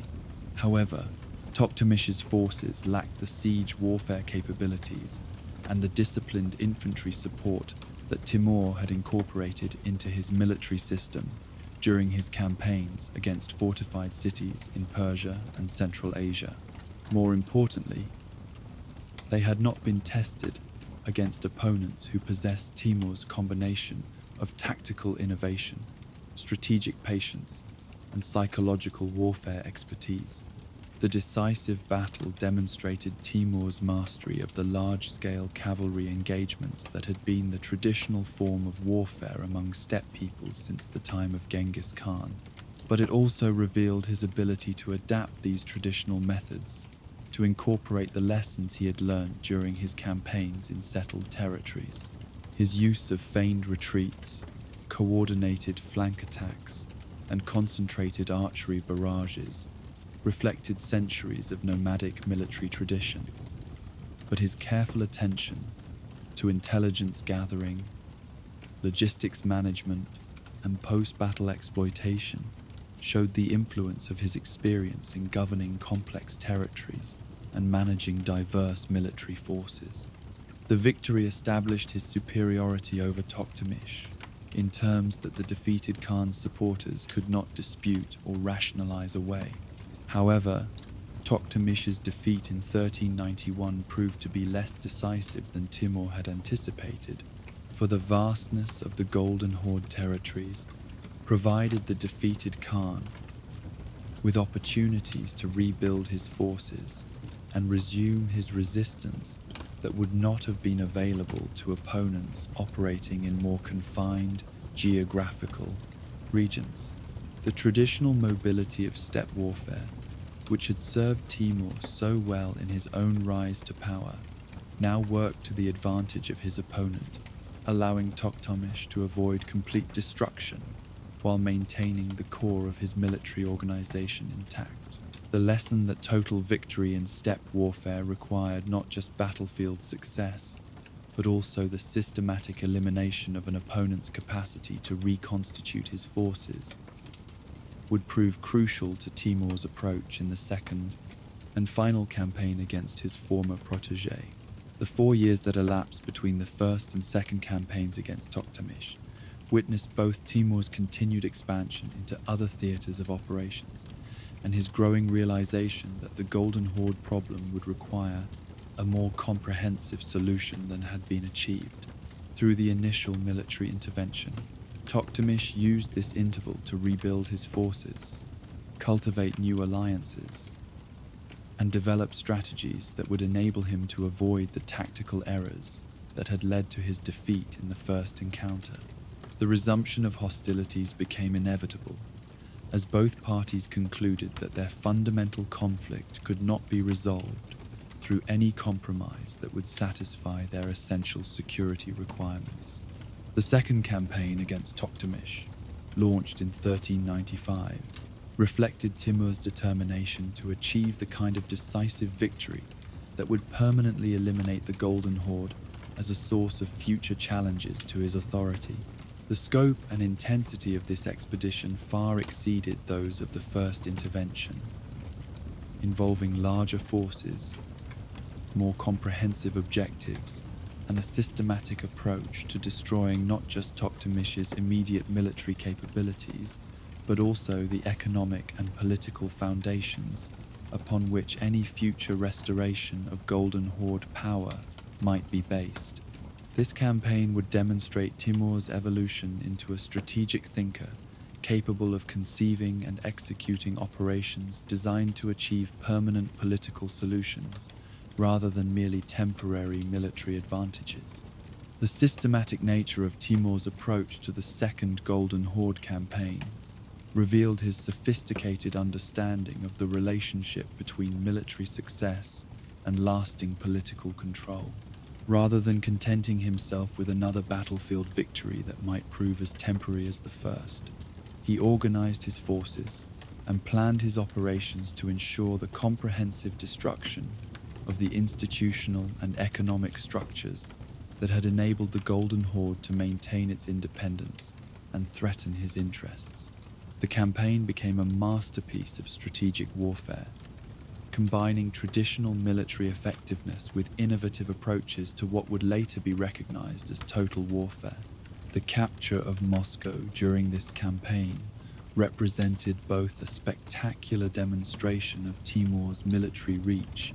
and a calculated act of psychological warfare designed to establish his dominance over territories that had never before been penetrated by Central Asian armies. Moscow, while not yet the unified capital of a centralized Russian state, was already recognized as the most important political and commercial center of the Russian principalities, and its fall to Timur's forces sent shockwaves throughout Eastern Europe that enhanced his reputation for invincibility while simultaneously demonstrating the vulnerability of even the most distant and well-defended cities to his strategic reach. The methodical destruction of Toktamish's power base during the Second Campaign extended far beyond the immediate objectives of defeating the Khan's military forces to encompass the systematic elimination of the economic and political resources that might enable future challenges to Timur's authority. Cities were not merely captured but thoroughly destroyed. Commercial networks were dismantled rather than simply disrupted, and potential sources of future resistance were eliminated with the same thoroughness that characterized all of Timur's most important strategic undertakings. The campaign became a textbook example of how superior strategic planning and ruthless execution could achieve political objectives that purely military victories might leave incomplete. The final defeat of Toktamish in 1395 marked the end of the Golden Horde as an independent political entity capable of challenging Timur's supremacy in the Western steppes. But it also represented a personal tragedy that revealed the human costs of the imperial ambitions that drove both men to their ultimate confrontation. The destruction of their relationship, which had begun with mutual benefit and genuine cooperation, demonstrated how the logic of power competition could transform even the closest political partnerships into mortal rivalries when the stakes involved were sufficient to override personal bonds and shared interests. The strategic consequences of Timur's victory over Toktamish extended far beyond the immediate territorial gains achieved through the conquest of Golden Horde territories. The elimination of the most powerful nomadic state in the Western steppes created a power vacuum that would have profound implications for the subsequent development of Russian, Polish, and Ottoman political systems, while simultaneously establishing Timur as the undisputed master of the routes connecting Europe with Central Asia. The victory also demonstrated his capacity to sustain complex military operations across transcontinental distances, capabilities that would prove essential to the even more ambitious campaigns that would characterize the final phase of his career. Perhaps most significantly, the Toktamish campaigns provided Timur with invaluable experience in the challenges of projecting power across vast distances and maintaining effective control over territories far removed from his administrative centers. The lessons learned during these campaigns about logistics, communication, and the coordination of multiple military columns operating independently across enormous geographical areas would prove crucial to his subsequent operations in India and the Middle East, where similar challenges would arise under different geographical and climatic conditions. The personal dimension of Timur's conflict with Toktamish also revealed important aspects of his character and his approach to political relationships that would influence his subsequent dealings with other ambitious subordinates and Taimish, potential rivals. The transformation of mentorship into rivalry, of gratitude into resentment, of cooperation into warfare, provided him with profound insights into the psychological dynamics that govern relationships between strong personalities in competitive political environments. These insights would shape his future strategies for managing potential challenges to his authority while avoiding the kinds of situations that had made conflict with Toktamish inevitable. As Timur returned from his second victorious campaign against the Golden Horde, he had established himself as the unquestioned master of the steppes from Central Asia to Eastern Europe,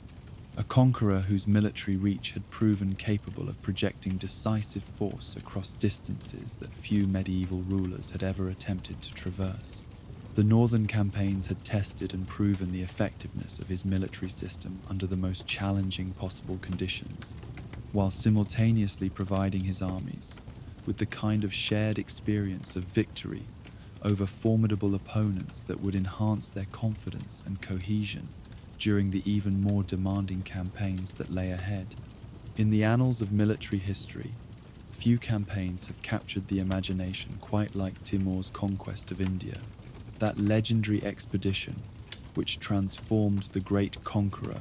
from a regional power into a figure of truly transcontinental significance, while simultaneously demonstrating his capacity to succeed where even the mighty Genghis Khan had failed.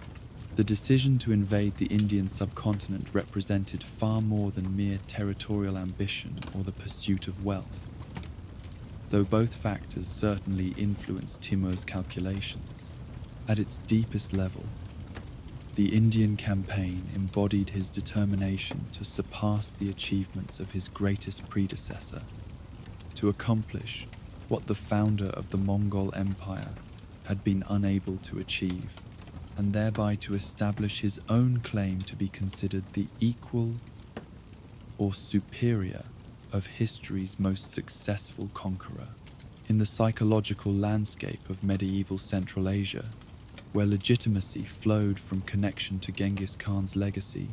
the conquest of territories that had remained beyond the great Khan's reach represented the ultimate validation of Timur's imperial pretensions. The strategic context that made the Indian expedition both possible and necessary reflected the complex interplay of opportunity and ambition that characterized all of Timur's most significant undertakings. By 1398, his victories over the Golden Horde had established his supremacy throughout the northern steppes, while his Persian conquests had secured his control over the traditional heartlands of Islamic civilization. Yet these achievements, however spectacular, remained within the geographical and cultural boundaries that defined the traditional sphere of Turco-Mongolian political activity. India represented something qualitatively different. A civilization of enormous wealth and ancient sophistication, protected by formidable natural barriers, and defended by military forces that had successfully resisted previous attempts at conquest by Central Asian armies. The Delhi Sultanate, which controlled much of northern India at the time of Timur's invasion, represented one of the most powerful and well-organized Islamic states of the late 14th century, with administrative systems that had been refined through decades of experience in governing the complex multi-ethnic and multi-religious populations of the subcontinent. The Sultanate's armies combined traditional Islamic military techniques with innovations adapted to Indian conditions, including the famous war elephants that had terrified Alexander the Great's troops more than a millennium earlier, and continued to provide Indian rulers with psychological and tactical advantages against opponents unfamiliar with Kaums, these living weapons of war. However, the very success of the Delhi Sultanate had created internal contradictions that provided Timur with both the justification and the opportunity for his invasion. The Sultan's pragmatic approach to governing their predominantly Hindu subjects which included policies of religious tolerance and cultural accommodation that were necessary for maintaining stability in such a diverse society, could be portrayed by orthodox Islamic opinion as insufficient commitment to the faith's fundamental principles. Timur, who had established his reputation as a defender of Islamic orthodoxy through his campaigns against Christian populations in the Caucasus, and his restoration of proper Islamic governance in regions that had fallen under infidel control, found in the Delhi Sultanate's religious policies the perfect pretext for an invasion that could be presented as a holy war rather than mere territorial aggrandizement. This religious justification for the invasion served multiple purposes that revealed Timur's sophisticated understanding of the political and psychological dimensions of medieval warfare within his own territories. The framing of the Indian campaign as a religious obligation helped to maintain the support of his Muslim subjects while providing spiritual motivation for the enormous sacrifices that such an ambitious expedition would require. Among potential opponents in India, the religious dimension of his invasion created divisions within the Muslim ruling class, between those who viewed Timur as a defender of the faith and those who recognized his claims as convenient pretexts for conquest. Most importantly, the religious framework provided Timur with a source of legitimacy that transcended ethnic and tribal boundaries, appealing to the universal Islamic identity that could unite Turks, Persians, Arabs, and other Muslim peoples in common cause. The actual decision to cross the Indus River and invade the subcontinent required Timur to overcome not only the strategic and logistical challenges involved in projecting military power across the formidable geographical barriers that protected India, but also the psychological obstacles created by centuries of failed attempts to establish lasting Central Asian control over Indian territories. The Himalayas and the Hindu Kush, the great mountain ranges that separated Central Asia from the Indian plains, had served as natural fortifications that channeled invasion routes through a limited number of passes that could be defended by relatively small forces against much larger armies. Previous conquerors who had succeeded in penetrating these barriers had often found themselves cut off from their bases of supply and reinforcement, vulnerable to the diseases and climatic conditions of an unfamiliar environment, and faced with the choice between retreat and gradual attrition of their forces. Timur's solution to these challenges demonstrated both his evolution as a strategic thinker and his mastery of the logistical complexities involved in conducting transcontinental campaigns under medieval conditions. Rather than relying on a single, massive invasion force that would have been vulnerable to the kind of supply problems that had defeated previous expeditions, he organized his Indian campaign as a carefully coordinated series of operations designed to establish secure lines of communication while systematically reducing the defensive positions that might threaten his advancing armies. The preliminary campaigns that preceded the main invasion involved the systematic conquest and fortification of key positions along the invasion routes, ensuring that his principal forces would advance into territory that had already been secured and prepared to support extended military operations. The crossing of the Indus River in 1398 marked the beginning of what would prove to be one of the most strategically sophisticated and tactically brilliant campaigns of Timur's entire career, a masterpiece of military planning and execution that would establish new standards for the conduct of warfare under extreme geographical and climatic conditions. The army that accompanied him into India represented the culmination of his decades of military innovation and institutional development, a force that combined the traditional strengths of Central Asian cavalry with the siege warfare capabilities and disciplined infantry support that he had developed during his Persian campaigns. More importantly, it was an army that had been tested against every conceivable type of opponent and had developed the confidence and cohesion that comes only from shared experience of victory under the most challenging possible circumstances. However, even this supremely capable military instrument would face challenges in India that differed qualitatively from anything Timur had previously encountered. The war elephants that formed the core of Indian military doctrine represented not merely a tactical problem, but a psychological challenge that threatened to undermine the effectiveness of troops who had never confronted such formidable and alien opponents. These were not simply large animals that happened to be used in warfare, but creatures that had been specifically bred and trained for military purposes, equipped with armor and weapons that transformed them into living fortresses, capable of breaking the most disciplined cavalry charges and spreading panic among infantry formations that had proven their courage against human opponents. The psychological impact of the war elephants extended far beyond their immediate tactical capabilities,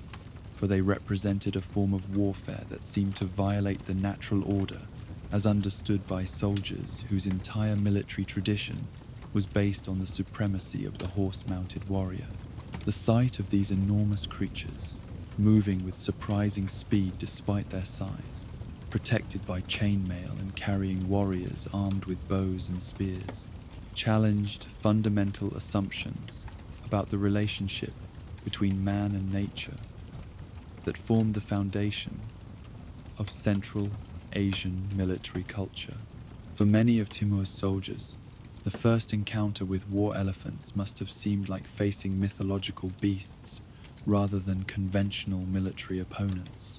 Timur's tactical solution to the elephant problem would become one of the most famous examples of battlefield innovation in military history, demonstrating his capacity to transform apparent disadvantages into decisive advantages through creative thinking and precise execution. Rather than attempting to match the elephant's strength with superior force, which would have been both impractical and likely unsuccessful, he chose instead to exploit their primary weakness, their dependence on psychological dominance for tactical effectiveness.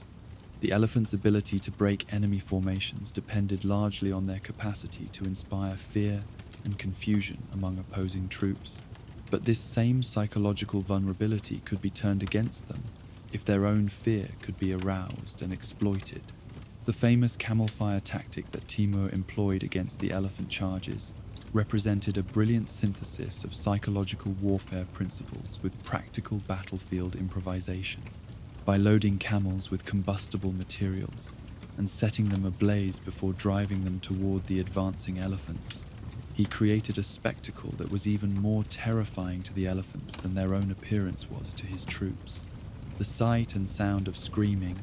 burning camels charging directly toward them proved to be more than the elephants could psychologically handle, triggering the panic response that Timur had calculated would turn their strength into weakness and their presence into a liability for their own side. The effectiveness of this tactic extended far beyond its immediate impact on the elephants themselves, for the sight of these mighty creatures, fleeing in terror from Timur's improvised fire weapons, destroyed the psychological advantage that had been one of their most important military assets. The Indian troops who had depended on the elephant's intimidating presence to demoralize their opponents now found themselves demoralized instead, watching their most powerful weapons transformed into sources of chaos and confusion within their own ranks. The psychological reversal was complete. The elephants that had been expected to break Timur's formations instead broke their own, trampling their supporting infantry, and creating the kind of disorder that skilled cavalry commanders like Timur were supremely equipped to exploit. The tactical brilliance of this solution lay not merely in its immediate effectiveness, but in its demonstration of the principles that had guided all of Timur's most successful innovations throughout his career. Rather than attempting to match his opponent's strength directly, he consistently sought to identify and exploit their weaknesses transforming their apparent advantages into vulnerabilities through creative thinking and precise execution. The camel fire tactic embodied this approach perfectly,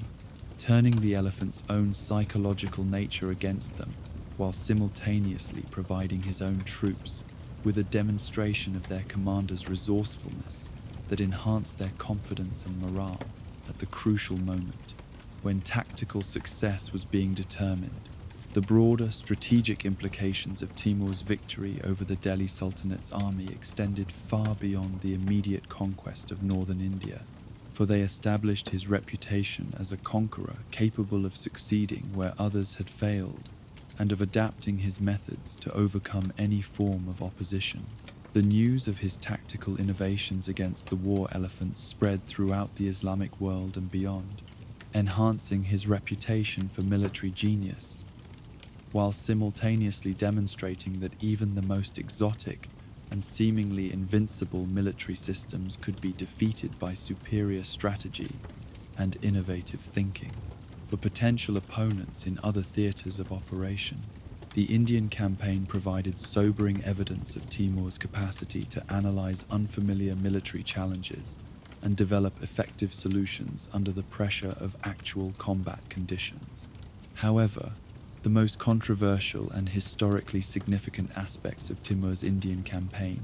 were not his tactical innovations, but his policies toward the civilian populations he encountered during his advance toward Delhi and his occupation of the conquered territories.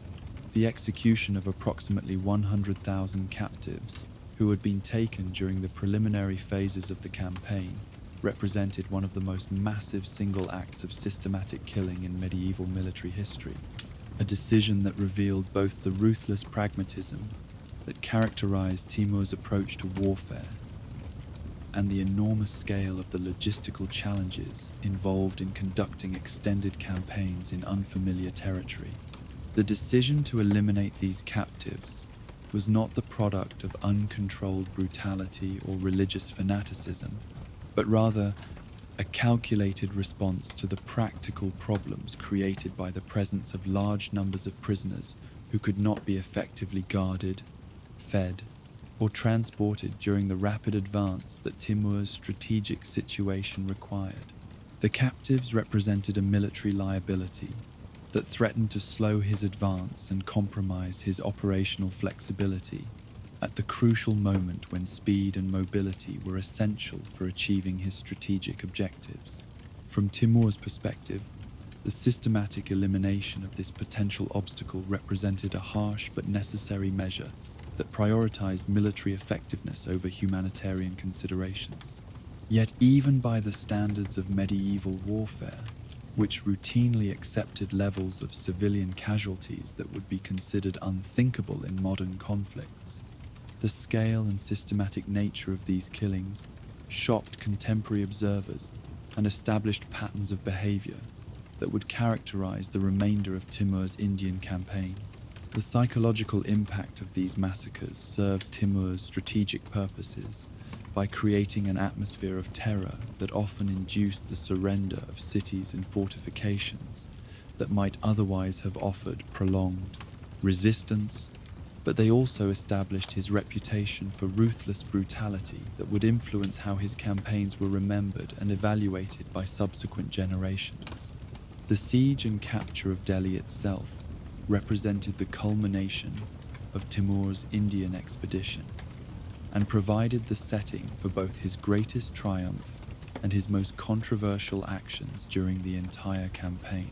The city that fell to his forces in December of 1398 was one of the largest and most sophisticated urban centers in the medieval world, a cosmopolitan metropolis that served as the political, commercial, and cultural capital of northern India, and housed a population that numbered in the hundreds of thousands. The successful reduction of such a formidable urban fortress demonstrated Timur's mastery of siege warfare techniques, while simultaneously providing his armies with access to wealth and resources on a scale that dwarfed anything they siege warfare had encountered during previous campaigns. However, The initial surrender of Delhi's population, which had been negotiated to avoid the destructive siege warfare that would have been necessary to reduce the city's formidable fortifications, was followed by a popular uprising that would trigger Timur's most extreme demonstration of the consequences of resistance to his authority. The revolt, which appears to have been a spontaneous expression of popular resentment against the occupation rather than an organized military challenge, nevertheless represented exactly the kind of challenge to his authority that Timur's established policies required him to address with maximum force and publicity. The massacre that followed the suppression of Delhi's revolt exceeded even the previous demonstrations of Timur's capacity for systematic destruction, establishing new standards for the thoroughness with which medieval conquerors could eliminate populations that had chosen to resist their authority. The killing of the city's inhabitants was organized and conducted with the same methodical precision that characterized all of Timur's most important undertakings, transforming what might have been a chaotic outbreak of violence into a carefully orchestrated demonstration of the consequences of challenging his rule. The systematic nature of the destruction served both immediate practical purposes and longer-term strategic objectives, eliminating potential sources of future resistance while creating psychological effects that would influence the behavior of other populations throughout his expanding empire. The physical destruction of Delhi's urban infrastructure was equally comprehensive, involving not merely the looting of portable wealth, but the systematic demolition of buildings, institutions, and economic systems that might serve as foundations for the city's recovery and renewal. The destruction was so thorough that contemporary sources suggest it would require nearly a century for the city to recover to its pre-conquest levels of population and prosperity,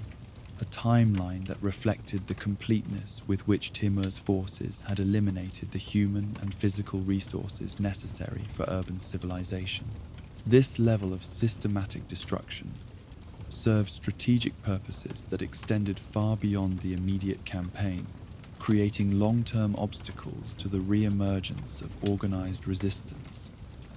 while demonstrating Timur's capacity to eliminate entire civilizations when circumstances warranted such extreme measures. Yet, even as these campaigns established Timur's reputation for unprecedented ruthlessness toward those who resisted his authority, they also demonstrated his sophisticated understanding of the positive incentives necessary for sustainable imperial governance. The systematic preservation and relocation of skilled craftsmen, scholars, and artists from conquered Indian territories reflected the same strategic thinking that had guided his cultural policies in Persia and Central Asia, recognizing that long-term imperial success required not merely the destruction of existing systems, but the creation of new institutions that could harness human talents for constructive purposes. The transportation of Indian artisans and their materials to Samarkand represented one of the most ambitious cultural transfer projects in medieval history, involving the systematic relocation of entire workshops and their associated technologies across transcontinental distances under challenging logistical conditions. The famous detail of 90 elephants being required to transport stones from Indian quarries for use in Samarkand's architectural projects illustrates both the scale of these cultural transfers and Timur's determination to create in his capital a synthesis of architectural and artistic traditions that would reflect the global scope of his conquests. The treasures that returned with Timur's armies from their Indian expedition provided the financial foundation for the architectural and artistic achievements that would transform Samarkand into one of the wonders of the medieval world. But more importantly, they demonstrated his capacity to convert military success into lasting cultural achievements that would outlive the immediate political consequences of his conquests. The Bibi Khanum Mosque and the other architectural monuments that were constructed using Indian materials and techniques represented not merely displays of wealth and power, but innovations in architectural design that would influence building traditions throughout Central Asia and the broader Islamic world for centuries to come. The Indian campaign also established patterns of cultural synthesis and technological transfer that would become hallmarks of Timur's approach to empire building throughout his career. Rather than simply imposing Central Asian cultural norms on conquered populations, he consistently sought to identify and preserve the most valuable achievements of each civilization he encountered, relocating talented individuals and their knowledge to his capital, where they could contribute to innovations that transcended the limitations of any single cultural tradition. This approach created a cosmopolitan intellectual environment in Samarkand that attracted scholars and artists from across the known world and generated achievements in astronomy, mathematics, architecture, and the decorative arts that would not have been possible within the confines of any single regional tradition. The strategic lessons that Timur learned during his Indian campaigns would prove invaluable during the later phases of his career, when his ambitions turned toward even more distant and challenging theaters of operation. The experience of conducting complex military operations across extreme geographical distances, of adapting his tactical methods to unfamiliar forms of warfare, and of managing the logistical challenges involved in supplying large armies, operating far from their bases, provided him with capabilities that few medieval commanders ever developed. More importantly, the psychological confidence that came from succeeding where even Genghis Khan had failed established Timur's conviction that no military challenge was beyond his capacity to overcome through superior planning, innovative thinking, and ruthless execution. As Timur's armies returned from India laden with unprecedented wealth and accompanied by thousands of skilled craftsmen and scholars, the conqueror had established himself as a figure of truly global significance, whose achievements transcended the traditional boundaries of Central Asian politics. The Indian expedition had proven that the military and administrative systems he had developed during his earlier campaigns could function effectively under the most challenging possible conditions, while simultaneously providing him with the resources and reputation necessary to contemplate even more ambitious projects. The conquest of territories that had remained beyond the reach of his greatest predecessor had validated Timur's claim to be considered not merely a successful regional warlord, but a world historical figure whose achievements would reshape the political and cultural landscape of medieval Eurasia. By the closing years of the 14th century, Timur's triumphant return from India had established him as the most powerful ruler in the known world, master of territories that stretched from the shores of the Caspian Sea to the banks of the Ganges, commander of armies whose reputation for invincibility had been forged in victories over every conceivable type of opponent. Yet for a man whose entire identity had been shaped by the pursuit of ever greater challenges, and whose deepest psychological needs could only be satisfied through the constant demonstration of his superiority over all rivals, the very completeness of his success in the eastern theaters of operation created a profound restlessness that would inevitably drive him toward new campaigns in regions where his authority had not yet been established. The Western territories, where the great powers of the Middle East continued to maintain their independence, and where opportunities existed for conflicts that would test his capabilities against opponents whose strength and sophistication matched his own, beckoned irresistibly to a conqueror who had never been content with partial victories or limited objectives. The decision to launch what would prove to be his final and most ambitious campaign represented the culmination of strategic thinking that had been developing throughout Timur's career, a grand design that sought to unite under his authority all the territories that had once formed part of the original Mongol Empire. while simultaneously establishing his dominance over regions that had successfully resisted Genghis Khan's expansion. The Western campaign that began in 1399 would bring him into direct confrontation with the two most formidable Islamic powers of his era, the Mamluk Sultanate that controlled Egypt and Syria, and the Ottoman Empire that had established its dominance over Anatolia and the Balkans. These were not the fragmented principalities or declining regional powers that he had encountered in many of his previous campaigns, but sophisticated military and administrative systems that had proven their effectiveness through centuries of successful expansion and governance. The restoration of his authority in the Caucasus region, which provided the opening phase of this Western expedition, demonstrated both the systematic nature of Timur's approach to imperial governance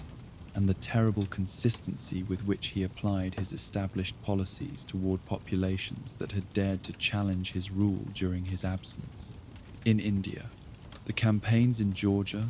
Armenia, and Azerbaijan that occupied the early months of 1400 were characterized by a level of systematic destruction that shocked even contemporaries who had grown accustomed to the brutalities of medieval warfare. The Christian populations of these regions, who had maintained their independence during the period when Timur's attention was focused on his Indian conquests, now faced retribution that reflected not merely his strategic requirements, but his determination to demonstrate that challenges to his authority would be punished with interest, regardless of how much time elapsed between the original offense and the eventual reckoning. The particular harshness of Timur's treatment of Georgia during this campaign reflected both the strategic importance of controlling the Caucasian passes and his understanding of the psychological impact that the complete subjugation of a Christian nation would have throughout the broader Middle Eastern region. Georgia's position astride the crucial trade routes that connected Europe with Asia made its control essential for any power that sought to dominate transcontinental commerce, while its Christian identity made its conquest a powerful demonstration of Islamic military supremacy that would resonate throughout the territories controlled by his potential opponents. The systematic destruction of Georgian cities and the forced conversion or elimination of much of the population served notice that Timur's tolerance for religious diversity had distinct limits, and that those limits would be enforced with the same ruthless efficiency that characterized all of his most important policy decisions. The advance into Syria that followed his reassertion of control over the Caucasus brought Timur into direct confrontation with the Mamluk Sultanate, the military aristocracy that had ruled Egypt and the Levant since the 13th century, and had established itself as one of the most effective military systems in the medieval Islamic world. The Mamluks, whose very name derived from their origins as military slaves trained from childhood for warfare, represented a unique synthesis of Turkish military traditions with Arabic administrative practices and Egyptian economic resources. Their armies had proven their effectiveness against the Crusader states, whose final strongholds they had eliminated in the late 13th century, and against the Mongol invasions that had destroyed so many other Islamic powers during the previous century. The systematic reduction of Syria's principal cities provided Timur with opportunities to demonstrate his mastery of siege warfare, while simultaneously testing his military capabilities against opponents whose professional competence and institutional sophistication matched anything he had encountered during his previous campaigns. The captures of Aleppo and Damascus required the deployment of engineering techniques and siege equipment that represented the culmination of medieval military technology, while the defense mounted by Mamluk garrisons demonstrated the effectiveness of fortification systems that had been refined through decades of experience in defending against the most capable military forces of the era. The encounter between Timur and Ibn Khaldun during the siege of Damascus provided one of history's most fascinating meetings between a world conqueror and a profound social theorist, a confrontation between practical power and theoretical understanding that illuminated both the achievements and the limitations of medieval Islamic civilization. Ibn Khaldun, whose revolutionary analysis of social and historical processes had established him as one of the most original thinkers of his age, found himself face to face with a man whose career embodied many of the patterns of rise and decline that formed the central themes of his scholarly work. The conversations between these two extraordinary individuals, recorded in sources that provide unique insights into Timur's intellectual interests and philosophical outlook, revealed the conqueror's sophisticated understanding of the historical forces that had shaped his own rise to power, and his awareness of the challenges that would face any attempt to create lasting institutions from the achievements of his military campaigns. The systematic destruction of Baghdad during this phase of the campaign represented perhaps Timur's most symbolic and psychologically significant act of devastation,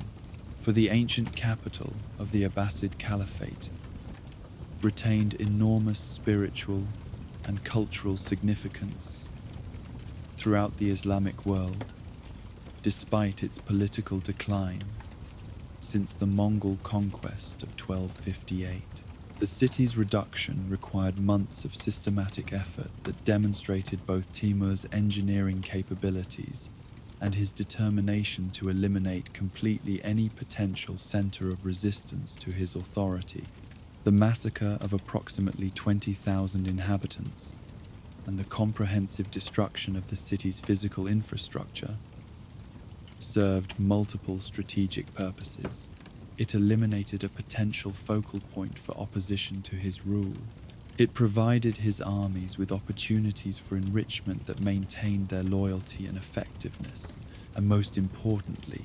it sent an unmistakable message to other potential opponents about the consequences of resistance to his authority. The psychological warfare aspects of Baghdad's destruction extended far beyond its immediate military implications, for the systematic elimination of one of Islam's most historically significant cities created shockwaves that reverberated throughout the Middle Eastern political system and influenced the calculations of every ruler who might potentially find himself in Timur's path. The thoroughness of the destruction, which contemporary sources describe in terms that emphasize the completeness with which the city's economic, cultural, and social foundations were eliminated, demonstrated Timur's evolution from a conqueror who sought primarily territorial control to an imperial strategist who understood that lasting dominance required the systematic elimination of alternative sources of authority and identity. Yet even as these campaigns established new standards for systematic destruction, they also witnessed the development of what would become the most famous diplomatic correspondence in medieval history, the exchange of increasingly hostile letters between Timur and Sultan Bayezid of the Ottoman Empire that would ultimately culminate in one of the most decisive battles of the late medieval period. The epistolary war between these two formidable rulers revealed both the sophisticated diplomatic cultures that had developed within their respective courts and the profound personal animosities that arose when two supremely confident leaders found their spheres of influence coming into direct conflict. The Ottoman Empire that confronted Timur in the early years of the 15th century represented one of the most dynamic and successful political systems in the contemporary world, a state that had emerged from humble origins as a minor Turkish principality to become the dominant power in Anatolia and the Balkans within the space of barely more than a century. Bayezid, whose epithet Yildirim, meaning thunderbolt, reflected both his personal military capabilities and the speed with which Ottoman forces could be deployed across the empire's extensive territories, had established himself as one of the most formidable military commanders of his generation. through victories that included the crushing defeat of a major crusader expedition at Nicopolis in 1396. The collision course that brought these two imperial systems into direct confrontation was the inevitable result of their competing claims to authority over the Turkish principalities of eastern Anatolia, territories that both rulers considered essential to their strategic security and imperial prestige. For Timur, the Anatolian Peninsula represented the logical extension of his western conquests, a region that had been part of previous Mongol domains and whose control would provide him with access to the rich Mediterranean trade routes, while simultaneously establishing his dominance over territories that formed a natural bridge between Asia and Europe. For Bayezid, the maintenance of Ottoman control over Anatolia was essential not merely for strategic reasons, but for the preservation of the imperial system itself, since any demonstration of weakness in the face of external challenge would inevitably encourage rebellions among the subject populations, whose loyalty depended largely on their perception of Ottoman invincibility. The diplomatic exchanges that preceded their military confrontation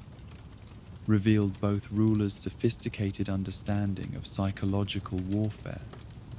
and their recognition that the ultimate conflict between their forces would be determined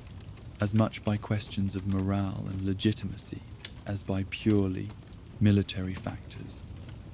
The letters that passed between their courts, with their elaborate insults and carefully crafted threats, served the practical purpose of building support within their respective political systems, while simultaneously attempting to undermine their opponent's confidence and cohesion. Bayezid's famous challenge, in which he invoked the most intimate aspects of marriage relationships to emphasize his determination to face Timur in battle, demonstrated both the personal nature of the rivalry that had developed between them and the extent to which medieval diplomatic culture permitted the expression of hostilities that would be considered unacceptably crude by later standards. The strategic maneuvering that preceded the climactic Battle of Ankara involved both rulers in complex diplomatic and military preparations that demonstrated their understanding of the multiple factors that would determine the outcome of their confrontation. Timur's cultivation of alliances with the remaining independent Turkish principalities in eastern Anatolia reflected his consistent strategy of exploiting internal divisions within his opponent's territories, while his careful attention to intelligence gathering and logistical preparation demonstrated the systematic approach to warfare that had characterized all of his most successful campaigns. Bayezid's decision to abandon his siege of Constantinople in order to confront the threat from the east revealed both his recognition of the existential nature of the challenge that Timur represented and his confidence that Ottoman military capabilities would prove superior to those of any opponent, regardless of their previous achievements. The battle that was finally joined at Ankara in 1402 represented the culmination of medieval military development, a confrontation between two of the most sophisticated military systems that had yet been created, and a test of tactical innovations that would influence warfare throughout the region for generations to come. The scale of the forces involved, the quality of their equipment and training, and the strategic significance of the outcome combined to create what contemporary observers recognized as one of the decisive moments in medieval history, a battle whose results would determine the future development of both the Ottoman Empire and Timur's own imperial system. Timur's victory at Ankara demonstrated his mastery of the complex art of battlefield psychology, for his success depended not merely on the tactical superiority of his forces, but on his ability to exploit divisions within Bayezid's army and to create conditions that would undermine Ottoman morale at the crucial moment when battle was joined. His preliminary disruption of the Ottoman water supply,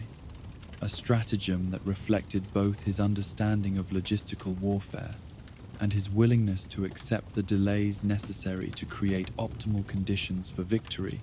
weakened Bayezid's forces, while simultaneously demonstrating to their Turkish auxiliaries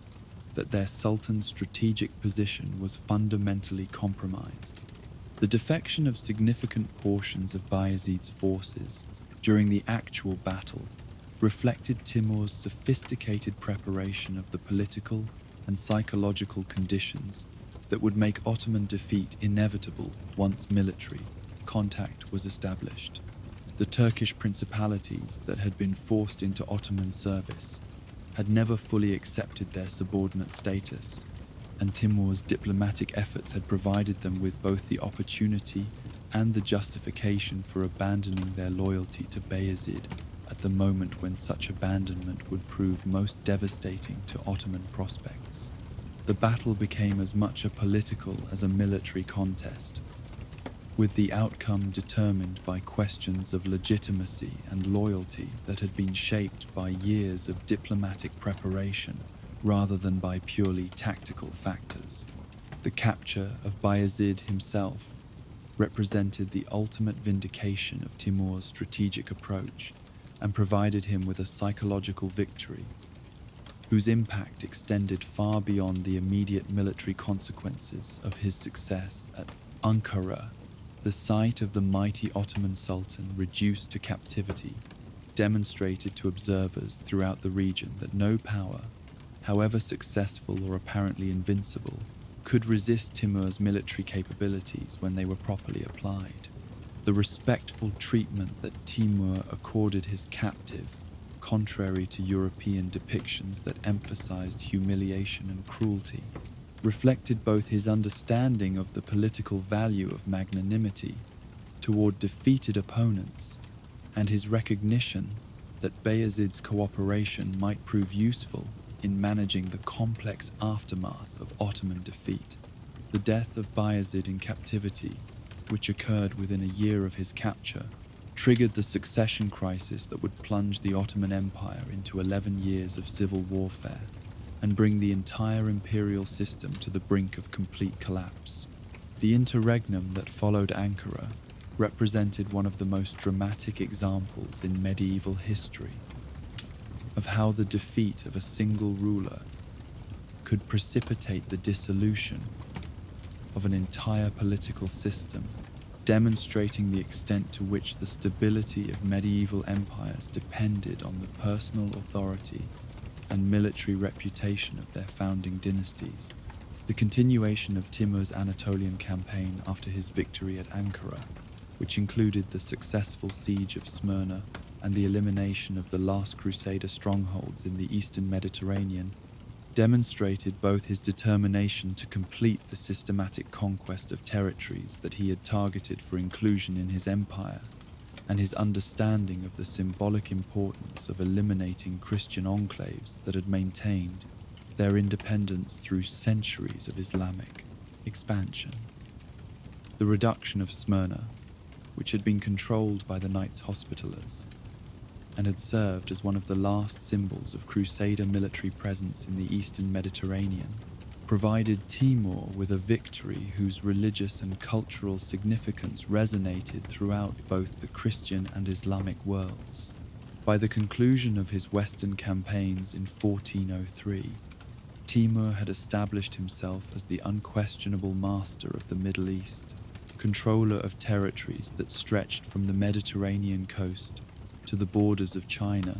commander of armies whose effectiveness had been proven against every conceivable type of opponent. The systematic nature of his conquests, the sophistication of his strategic planning, and the comprehensiveness of his victories had created an imperial system that dwarfed anything that had existed since the original Mongol Empire. And that represented the culmination of medieval military and administrative development. Yet even as these achievements established Timur as the most successful conqueror since Genghis Khan, they also created new challenges and opportunities that would shape the final phase of his extraordinary career. The elimination of his major rivals in the Western theatres of operation had removed the external threats that had provided much of the justification and motivation for his continuous campaigns, while the vast wealth and human resources that his victories had brought under his control provided him with capabilities that enabled him to contemplate projects that transcended even his previous ambitions. The return to Samarkand that followed his Western triumphs provided Timur with the opportunity to consolidate his achievements and to transform his military conquests into the institutional foundations for lasting imperial governance. The capital that welcomed his return had been transformed during his absence into one of the wonders of the medieval world, a cosmopolitan center of learning and artistic achievement that reflected the synthesis of cultural traditions from across his vast empire. The palaces, mosques, and monuments that had been constructed using the wealth and skilled craftsmen acquired through his conquests demonstrated both the magnitude of his achievements and his vision of empire as something more than mere territorial control. The restlessness that soon overcame Timur, despite the magnificent surroundings of his transformed capital, reflected the psychological dynamics that had driven his entire career, the fundamental inability to find satisfaction in static achievements that characterized all of history's greatest conquerors. The contemplation of his remaining unconquered territories, particularly China, which represented the only major component of the original Mongol Empire that remained beyond his control, created the irresistible temptation to attempt one final campaign that would complete his reconstruction of Genghis Khan's imperial legacy, while simultaneously establishing his own superiority over his greatest predecessor through the conquest of territories that had proven beyond the great Khan's permanent control. The return of Timur to Samarkand in the aftermath of his Western triumphs marked not merely the conclusion of his most ambitious campaign, but the beginning of what would prove to be the final and most poignant chapter of his extraordinary life. The capital that welcomed him home had been transformed during his absence into a physical embodiment of his imperial vision, a city whose magnificent architecture and cosmopolitan population reflected the synthesis of cultural traditions from across the known world. The palaces and monuments that rose from Samarkand's ancient foundations, constructed with materials and techniques gathered from conquered territories stretching from the Mediterranean to the Ganges, represented achievements in urban planning and architectural innovation that rivaled anything created by the great empires of antiquity.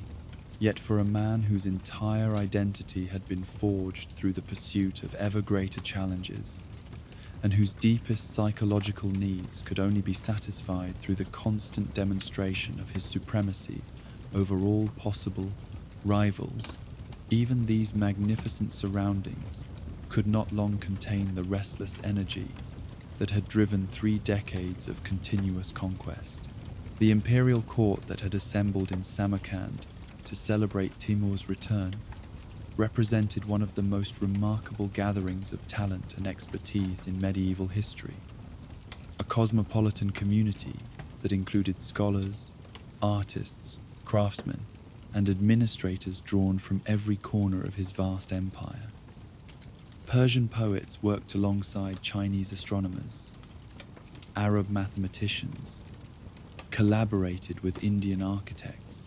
and Byzantine craftsmen shared techniques with Central Asian metalworkers in an environment that fostered innovations transcending the limitations of any single cultural tradition. The intellectual ferment created by this concentration of diverse talents had already begun to produce achievements in astronomy, mathematics, literature, and the decorative arts that would influence civilizations throughout Eurasia for centuries to come, establishing Samarkand as a center of learning and artistic creation that rivaled the greatest cultural capitals of the ancient world. The Bibi Khanum Mosque, whose construction had been completed during Timur's absence using stones transported by 90 elephants from Indian quarries, stood as the most visible symbol of his empire's capacity to mobilize resources on an unprecedented scale, while synthesizing architectural traditions from multiple civilizations into new forms of unprecedented grandeur. The mosque's soaring domes and intricate decorative programs represented technical achievements that pushed medieval engineering and artistic capabilities to their absolute limits, while its scale and magnificence served notice to visitors from throughout the known world that Samarkand had emerged as one of history's great imperial capitals. The building embodied Timur's vision of conquest not merely as territorial acquisition but as cultural creation, demonstrating his understanding that lasting greatness required the transformation of military success into achievements of permanent value to human civilization. Yet even as Timur found himself surrounded by tangible evidence of his unprecedented achievements, the very completeness of his success created psychological pressures that would ultimately prove more challenging than any military opponent he had ever faced. The elimination of all major rivals in the Western theaters of operation had removed the external threats that had provided much of the justification and motivation for his continuous campaigns, while the vast territories under his control had grown so extensive that their effective administration required forms of institutional development that differed fundamentally from the personal leadership style that had characterized his rise to power. The transition from conquering to governing, from destroying existing systems to creating new ones, demanded capabilities that even his extraordinary talents had not been tested against during the military campaigns that had established his empire. The administrative challenges created by governing territories that stretched across 3 continents and encompassed dozens of different ethnic, religious, and cultural groups would have overwhelmed most medieval rulers. But Timur's response demonstrated the same innovative thinking that had characterized his military career. Rather than attempting to impose uniform systems of governance across his diverse territories, he developed flexible administrative arrangements that allowed local traditions to continue functioning while ensuring that ultimate authority remained concentrated in his hands. This approach required him to master the delicate art of balancing autonomy with control, permitting enough local self-governance to maintain stability, while preventing the emergence of independent power centers that might challenge his imperial authority. The challenge of maintaining effective communication and coordination across such vast distances represented one of the most demanding aspects of imperial administration in the pre-modern era, requiring innovations in information management and organizational structure that pushed medieval governmental capabilities to their limits. Timur's solution involved the creation of an elaborate system of messengers, officials, and regional administrators whose loyalty was ensured through careful attention to both positive incentives and the ever-present threat of terrible retribution for any betrayal of trust. The system functioned effectively largely because of his personal reputation and the understanding among his subordinates that any failure in their duties would result in consequences that made loyalty not merely preferable but essential for survival. However, the very success of these administrative innovations created new forms of dependence that highlighted the fundamental weakness underlying all medieval empires, based on the personal authority of individual rulers.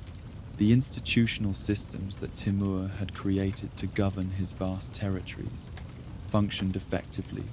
only so long as his personal authority remained unquestioned, and his capacity for direct intervention in regional affairs remained credible. Any diminishment of his personal capabilities, or any uncertainty about his continued ability to enforce his will throughout the empire, would inevitably create opportunities for ambitious subordinates to assert their independence or for external enemies to exploit perceived weaknesses in the imperial system. The contemplation of these vulnerabilities, combined with the restless energy that had always driven his most important decisions, gradually focused Timur's attention on the one remaining territory, whose conquest would complete his reconstruction of the Mongol Empire, while simultaneously establishing his superiority over Genghis Khan through the achievement of conquests that had proven beyond even the great Khan's capabilities. China, the most populous and wealthy civilization in the medieval world, represented both the ultimate test of his military and administrative systems and the logical culmination of imperial ambitions that had already encompassed territories from the Mediterranean to the Indian Ocean. The Ming dynasty that controlled China in the early 15th century represented one of the most sophisticated and powerful political systems in the contemporary world, a state that combined advanced military technology with administrative traditions refined through millennia of experience in governing vast populations under challenging geographical conditions. The Chinese Empire's recent expulsion of the Mongol Yuan dynasty demonstrated both its military effectiveness against nomadic opponents and its capacity for political organization that enabled it to mobilize resources on a scale that dwarfed anything available to its neighbors. For Timur, whose entire career had been built on the principle that no opponent was too formidable to be defeated through superior strategy and relentless execution, China represented the ultimate challenge that would either crown his achievements with the most spectacular conquest in history or provide the first definitive limits to his imperial ambitions. The diplomatic tensions that had developed between Timur's empire and the Ming dynasty during the previous decade reflected both the inevitable collision of expanding imperial systems and the specific cultural and political factors that made peaceful coexistence between them increasingly difficult to maintain. The Chinese court's treatment of Timur's ambassadors as representatives of a vassal state rather than an independent empire reflected deeply rooted assumptions about China's relationship with its neighbors that were fundamentally incompatible with Timur's understanding of his own status as a world conqueror whose achievements entitled him to treatment as an equal by any earthly power. The detention of Chinese embassy members at Samarkand in 1395, which occurred in response to what Timur considered insulting treatment by the Ming court, represented more than a diplomatic dispute, but rather a fundamental clash between incompatible worldviews regarding the proper ordering of international relationships. The Chinese expectation that all neighboring rulers would acknowledge their subordinate status within a hierarchy centered on the Son of Heaven conflicted directly with Timur's conviction that his military achievements had established him as the rightful heir to Genghis Khan's universal empire and entitled him to recognition as the supreme ruler of the civilized world. Yet the progression from diplomatic disagreement to military confrontation was not simply the result of wounded pride or cultural misunderstanding, but reflected strategic calculations that had been developing in Timur's thinking throughout the later phases of his career. The conquest of China would provide him not merely with additional territory, but with access to the technological innovations and administrative expertise that had made Chinese civilization the most advanced in the world. The vast population and enormous wealth of the Chinese Empire would provide resources for further expansion that would dwarf anything he had previously controlled, while successful governance of such a complex and sophisticated society would demonstrate capabilities that would establish his reputation as the greatest ruler in human history. The decision to launch the Chinese campaign in 1404 reflected Timur's characteristic refusal to accept limitations on his ambitions, regardless of the obstacles that others might consider insurmountable. At the age of 68,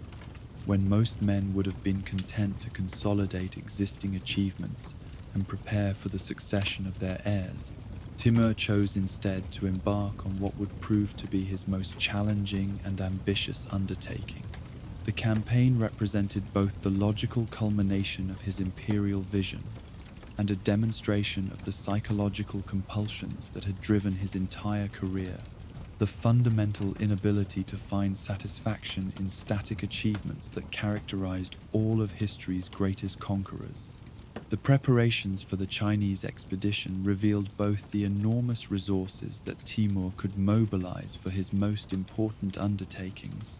and the systematic approach to warfare that had characterized all of his most successful campaigns. The armies that assembled for the march eastward represented the culmination of 3 decades of military development, forces that combined the traditional strengths of Central Asian cavalry with innovations in siege warfare, logistics, and tactical coordination that had been refined through campaigns against every conceivable type of opponent. The scale of the preparations, which involved not merely the assembly of military forces but the organization of supply systems capable of supporting extended operations across the vast distances separating Central Asia from the Chinese heartlands, demonstrated Timur's evolution from a regional warlord into a strategic planner capable of conceiving and executing operations on an unprecedented scale. The march eastward that began in December of 1404 would prove to be Timur's final campaign, though neither he nor his followers could have anticipated that the greatest conqueror of his age would be defeated not by human opponents, but by the harsh winter conditions that had claimed so many previous expeditions across the Central Asian steppes. The army that departed Samarkand represented the finest military instrument that had yet been created in the medieval world, but even its exceptional capabilities could not overcome the combination of extreme cold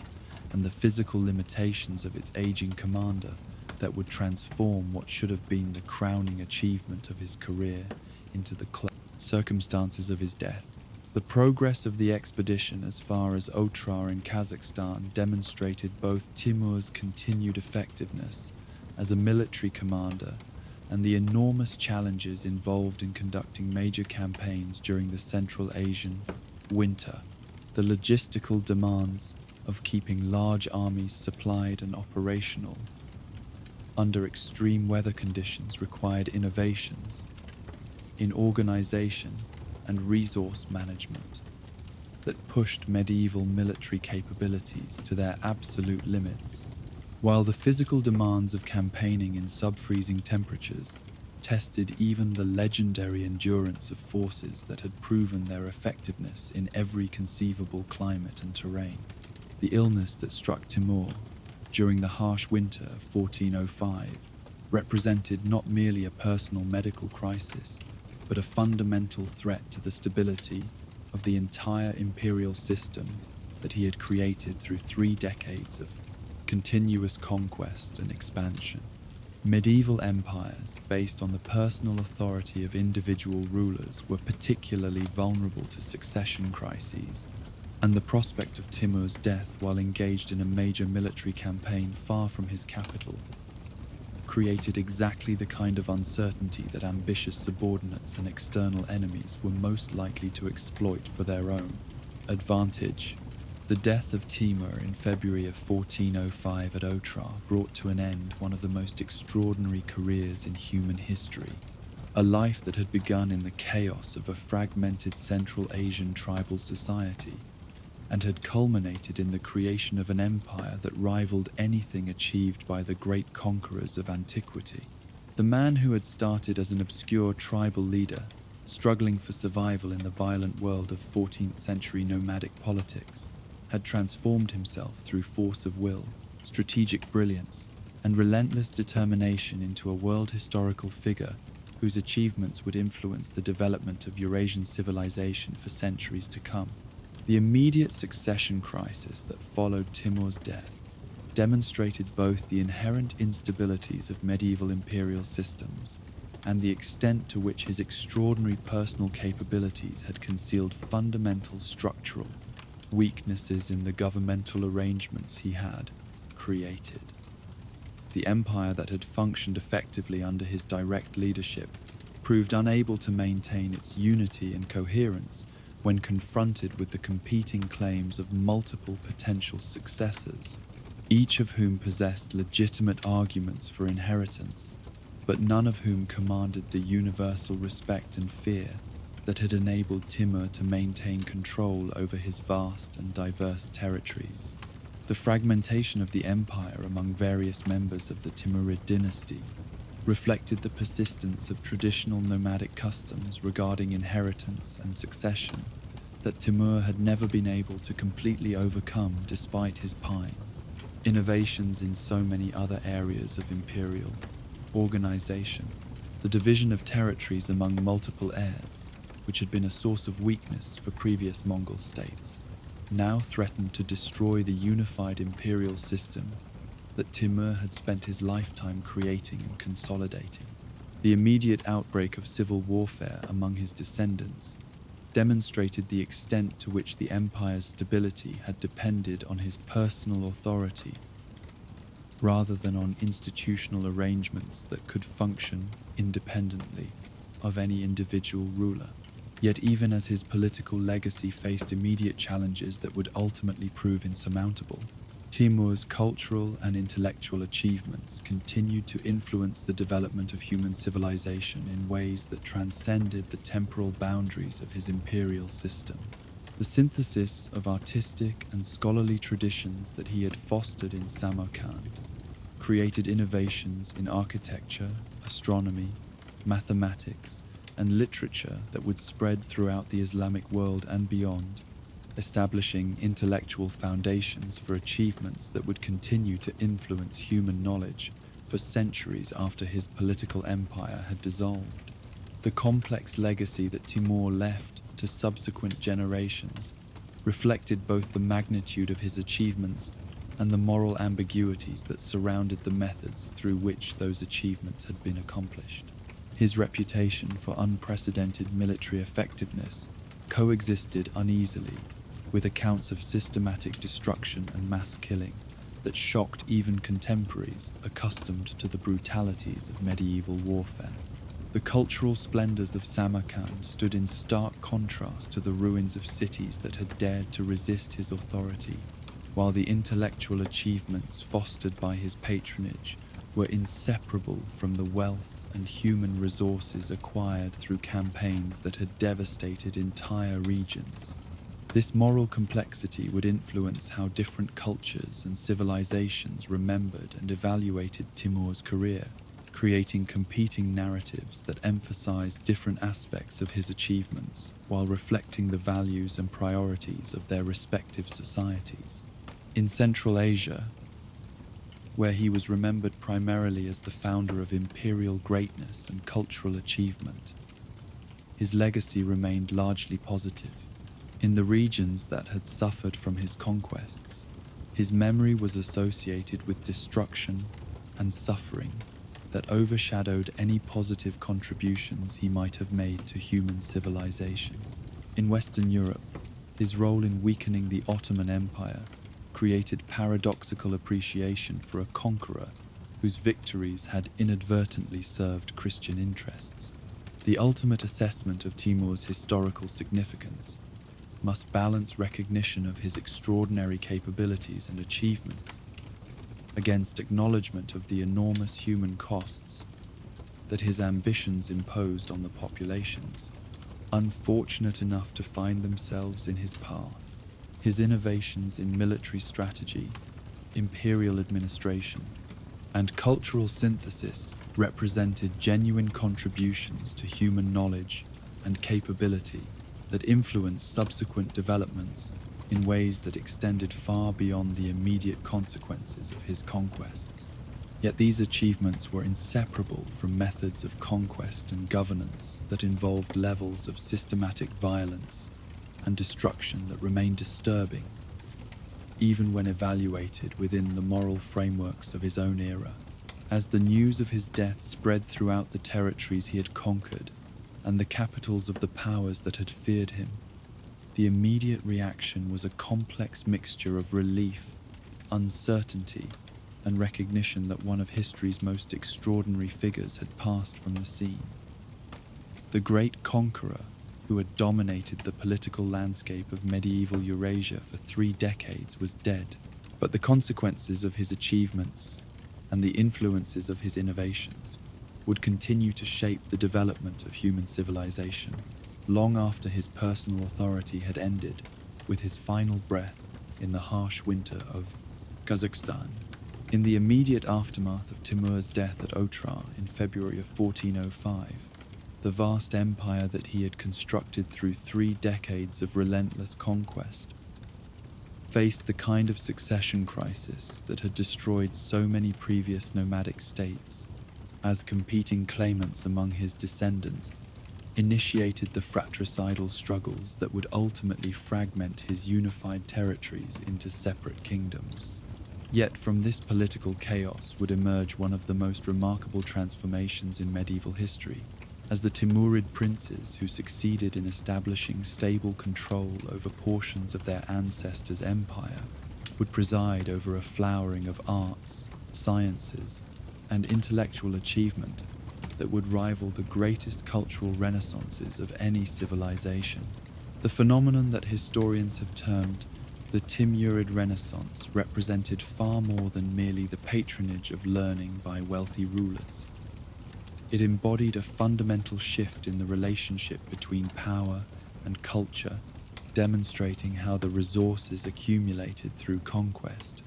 could be transformed into achievements of permanent value to human civilization. The emergence of Shah Rukh as the dominant figure among Timur's successors reflected both the inevitable logic of political consolidation and the particular capabilities that distinguished him from his rivals during the chaotic period that followed their father's death. Unlike many of his brothers and nephews, who focused primarily on immediate territorial gains or personal enrichment, Shah Rukh demonstrated a sophisticated understanding of the institutional requirements for sustainable governance and the cultural foundations necessary for long-term imperial legitimacy. His successful reunification of the core Timurid territories under his authority by 1409 represented not merely a military achievement, but a triumph of administrative vision over the centrifugal forces that had torn apart so many previous empires built on nomadic conquest. The consolidation of Shah Rukh's authority over the eastern portions of Timur's empire,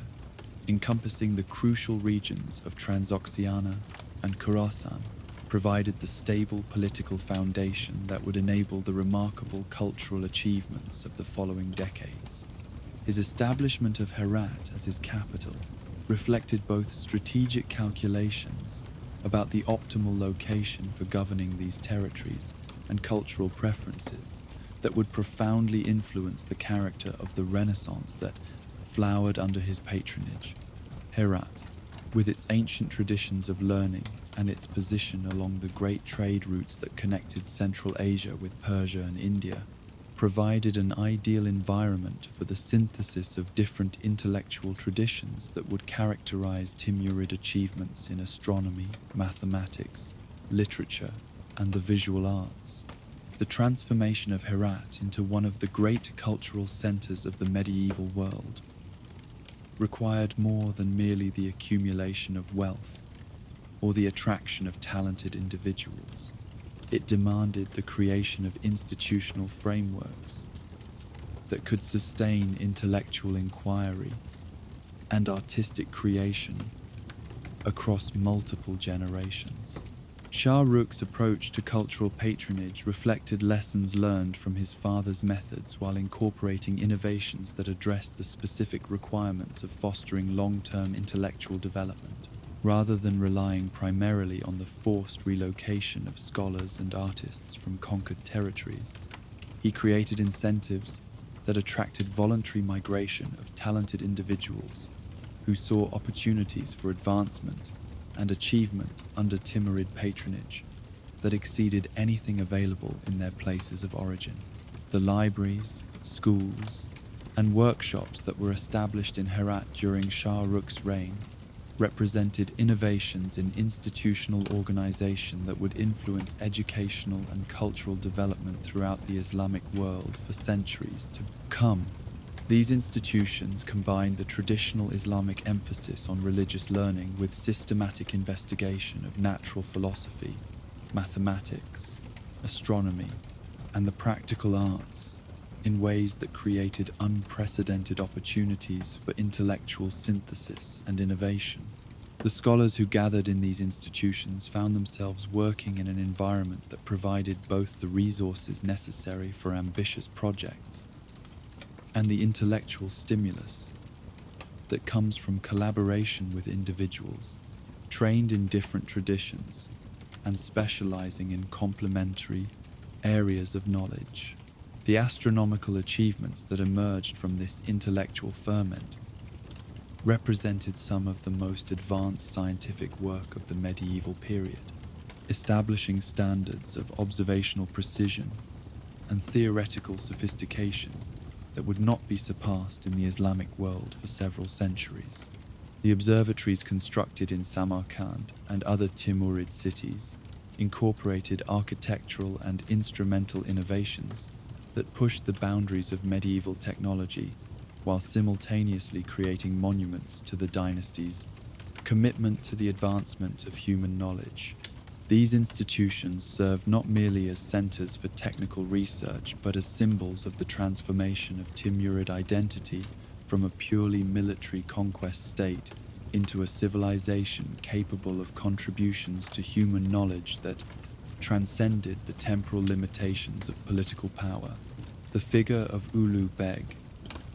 Shah Rukh's son, who combined royal authority with genuine intellectual achievement,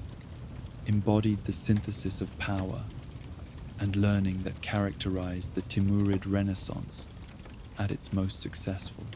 His transformation from a prince expected primarily to serve military and administrative functions into one of the most accomplished astronomers of his era demonstrated both the seriousness of his family's commitment to intellectual achievement and the extent to which Timurid culture had evolved beyond its original foundations in nomadic conquest. The observatory that he constructed in Samarkand represented not merely a monument to royal patronage, but a functional scientific institution whose observations and calculations would influence astronomical knowledge throughout Eurasia for generations. Ulugh Beg's contributions to spherical geometry and his compilation of star catalogues that improved upon the work of Ptolemy and other classical authorities established him as a figure of genuine scientific importance whose achievements transcended the political circumstances of his birth and position. His work demonstrated that the wealth and resources accumulated through his grandfather's conquests could be transformed into contributions to human knowledge that possessed value independent of the political systems that had made them possible. The precision of his astronomical observations and the sophistication of his mathematical calculations established standards that would influence scientific methodology throughout the Islamic world, while simultaneously providing practical benefits for navigation, calendar reform, and other applications that enhanced the effectiveness of government and commerce. The architectural achievements of the Timurid period represented another dimension of the cultural renaissance that transformed the physical landscape of Central Asia and established aesthetic standards that would influence building traditions throughout the region for centuries to come. The great mosques, madrasas, and mausoleums constructed during Shah Rukh's reign and the subsequent decades incorporated innovations in structural engineering, decorative techniques, and spatial organization that synthesized influences from Persian, Central Asian, and Indian traditions, while creating distinctively Timurid forms of unprecedented grandeur and sophistication.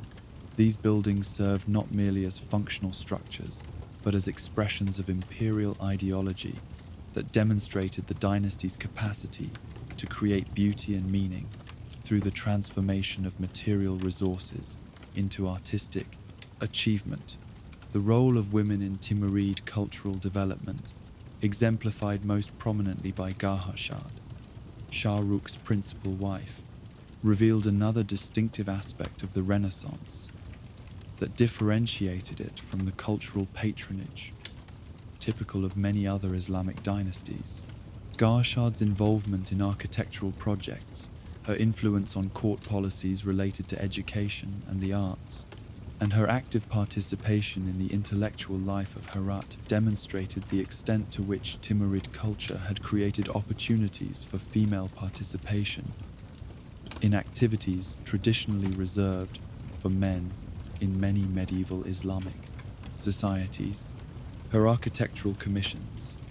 including the magnificent Musalla complex in Herat and the Masjid-i Gharshad in Mashhad, established her as one of the most important patrons of monumental architecture in the Islamic world, while simultaneously demonstrating the sophistication of Timurid court culture and its capacity for innovation in social as well as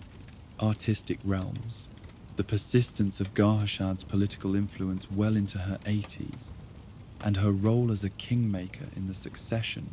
disputes that followed Shah Rukh's death in 1447, illustrated both the unusual opportunities available to capable women within Timurid political culture and the continued importance of personal relationships and individual competence in determining political outcomes, even within increasingly institutionalized governmental systems. Her eventual execution in 1457, at the age of more than 80, represented not merely the elimination of a political rival, but the end of an era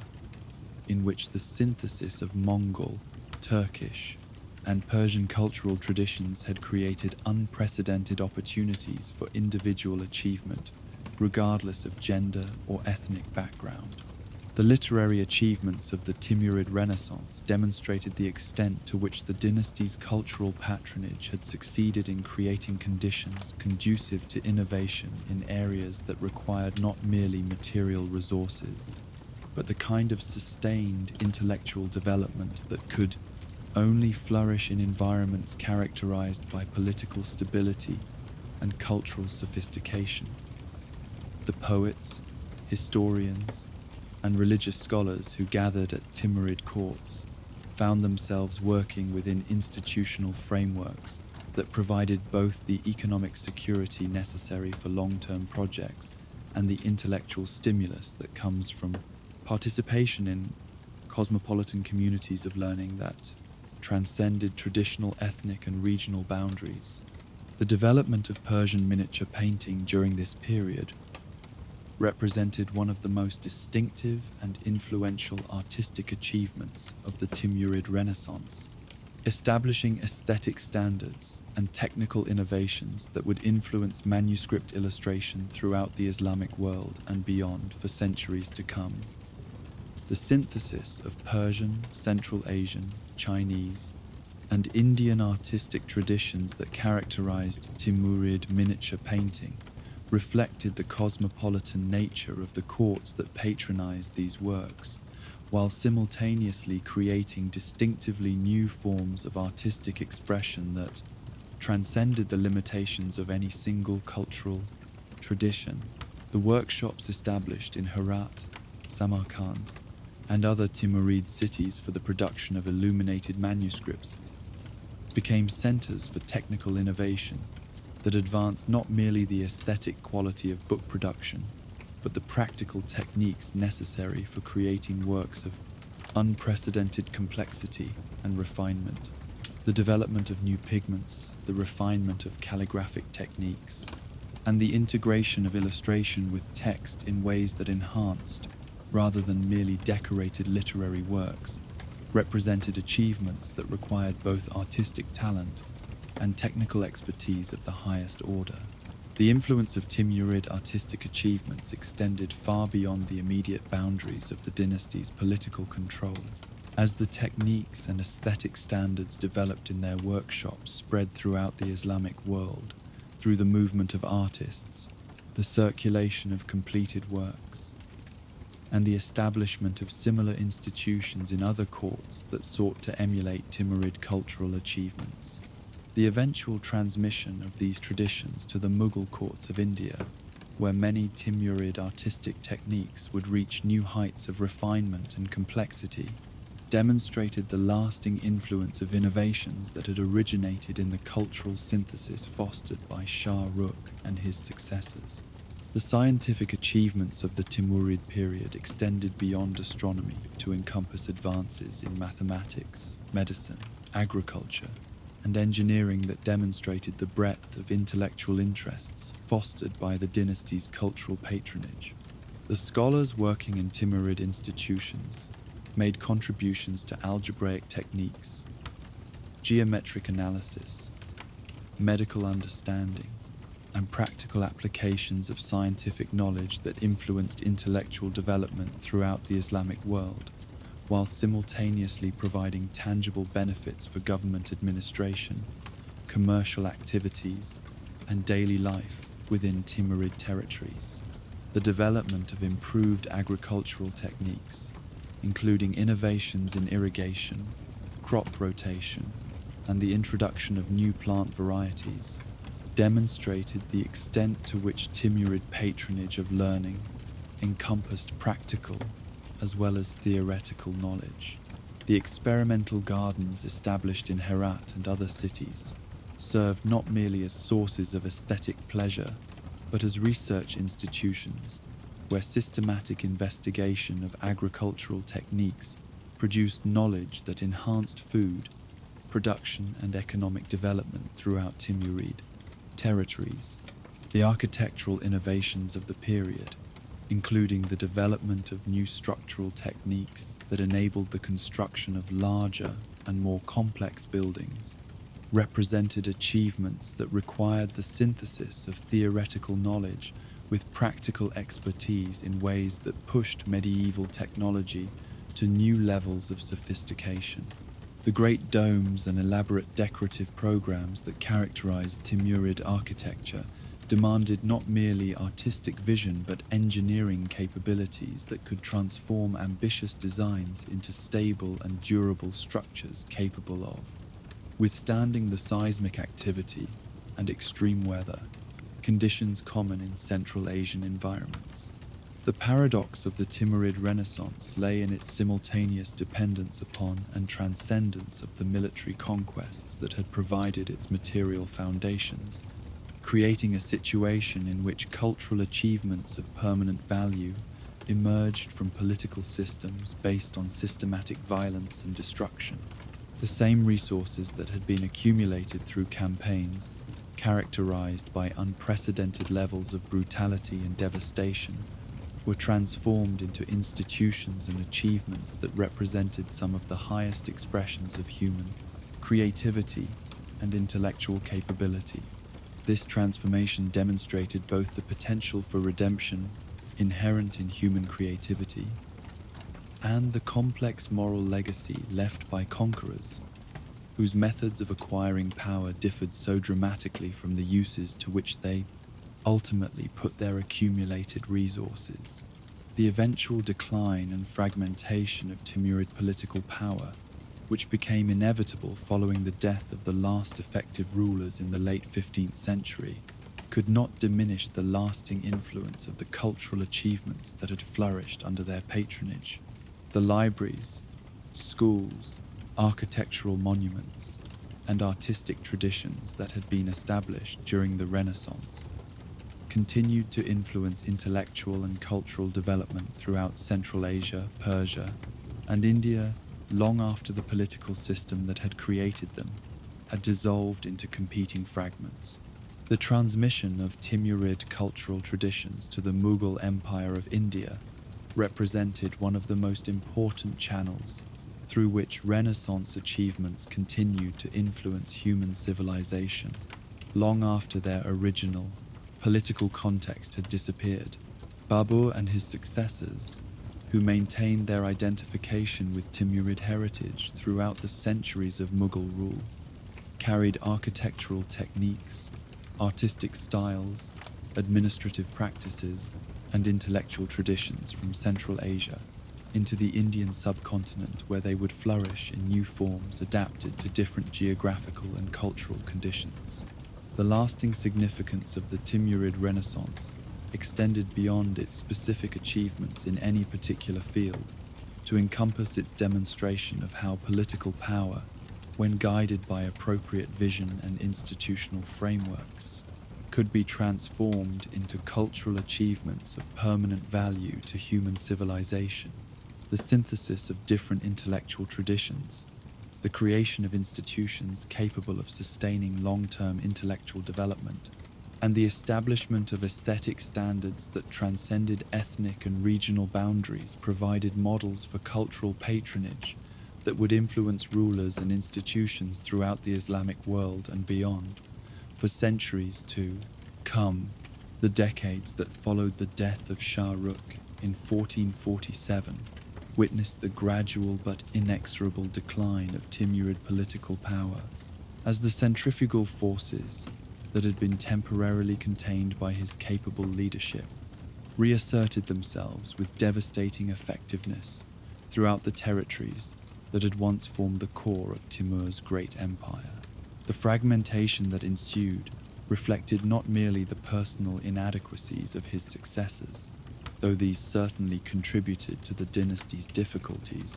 but rather the fundamental structural weaknesses that had characterized nomadic empires throughout Central Asian history. The traditional patterns of inheritance that divided territories among multiple heirs, the persistent tensions between nomadic and settled populations,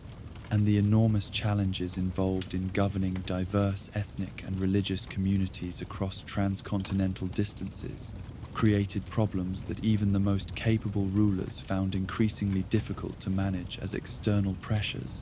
mounted and internal cohesion weakened. The succession disputes that erupted immediately following Shah Rukh's death demonstrated the extent to which Timurid political stability had depended upon the personal authority and administrative competence of individual rulers, rather than upon institutional arrangements that could function effectively, regardless of the capabilities of those who inherited power. The competing claims of various princes, each supported by different factions within the military and administrative hierarchy, created exactly the kind of internal warfare that had destroyed previous nomadic states and that would ultimately prove fatal to Timurid unity. Despite the remarkable cultural achievements that continued to flourish in some regions, even as political authority fragmented into competing centers of power,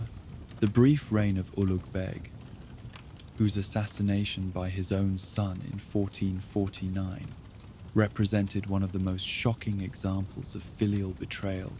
in medieval history, illustrated both the vulnerability of rulers who prioritized intellectual pursuits over the constant vigilance required for political survival, and the extent to which traditional nomadic values had been eroded by the urban sophistication that characterized later Timurid court culture. The prince, who had achieved genuine distinction as an astronomer and mathematician, found himself inadequately prepared for the ruthless competition that characterized succession politics in a system where personal survival depended upon the ability to eliminate rivals before they could eliminate him. The political fragmentation that accelerated during the second half of the 15th century created opportunities for external enemies that had been contained during the period of Timurid unity, but that now found themselves confronting divided opponents whose resources and attention were consumed by internal conflicts. The most significant of these emerging threats came from the north, where the Uzbek peoples under the leadership of Muhammad Shaybani Khan had begun to coalesce into a formidable military force capable of challenging Timurid control over the Central Asian heartlands that had formed the foundation of their ancestors' empire. Muhammad Shaybani Khan represented a new type of nomadic leader who combined traditional steppe military capabilities with sophisticated understanding of the political and economic factors that determined success in late medieval Central Asia. Unlike earlier nomadic conquerors who relied primarily upon tribal loyalty and military prowess, Shaybani demonstrated remarkable skill in exploiting the internal divisions within Timurid territories, while simultaneously building coalitions that transcended traditional tribal boundaries. His ability to present himself as both a legitimate heir to Genghisid authority and a champion of orthodox Islamic values provided him with sources of support that enabled him to challenge opponents who possessed superior resources but lacked the political unity necessary for effective resistance. The systematic advance of Uzbek forces into Timurid territories during the final years of the 15th century proceeded with the same methodical effectiveness that had characterized Timur's own conquests more than a century earlier, demonstrating both the cyclical nature of nomadic conquest and the extent to which military and political techniques could be transmitted across generations,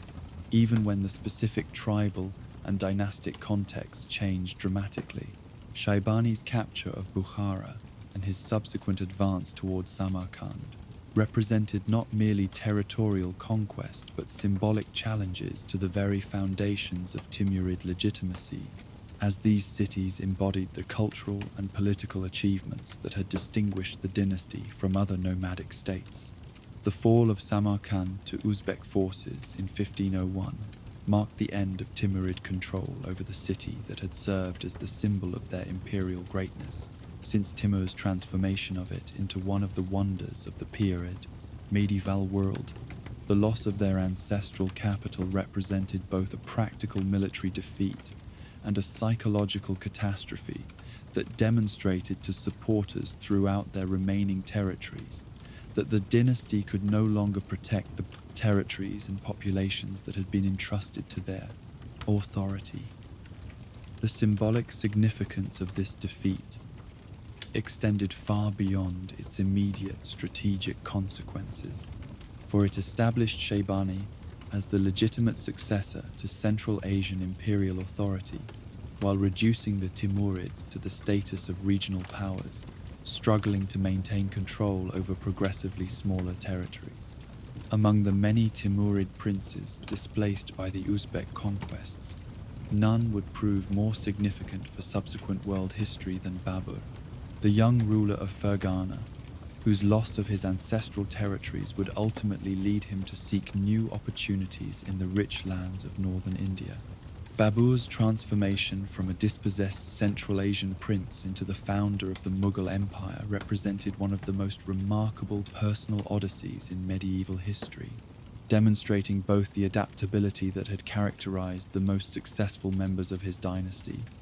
and the ways in which apparent defeat could be converted into unprecedented opportunity through vision, persistence, and strategic brilliance. The multiple attempts that Babur made to recover his lost Central Asian territories during the first 2 decades of the 16th century illustrated both his deep attachment to the lands of his ancestors and his gradual recognition that the balance of power in the region had shifted permanently in favor of the Uzbeks. Each unsuccessful campaign taught him valuable lessons about the limitations of traditional Timurid military methods when confronted with opponents who possessed superior numbers, unified command, and the advantages of defending familiar territory against forces operating far from their bases of supply and support. The strategic reorientation that led Babur to turn his attention southward toward India represented far more than merely a desperate search for alternative conquests. It embodied a sophisticated analysis of the opportunities available to a displaced ruler who possessed military experience, administrative knowledge,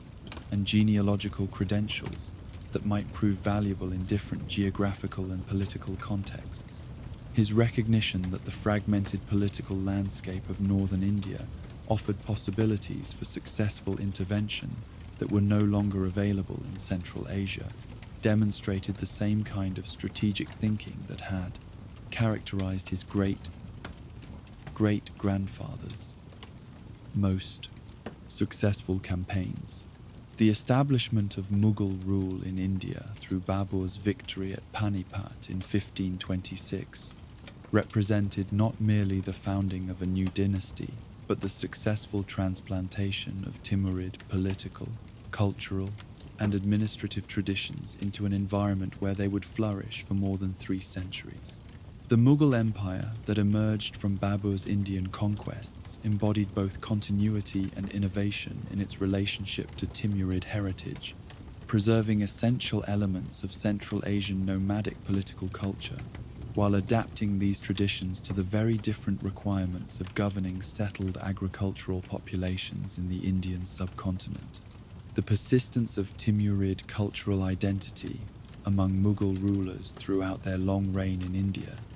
demonstrated the enduring significance of genealogical connections and cultural traditions in legitimizing political authority, even when the geographical and social contexts had changed completely from those in which these traditions had originally developed. The continued use of the title Gurkhani by Mughal emperors,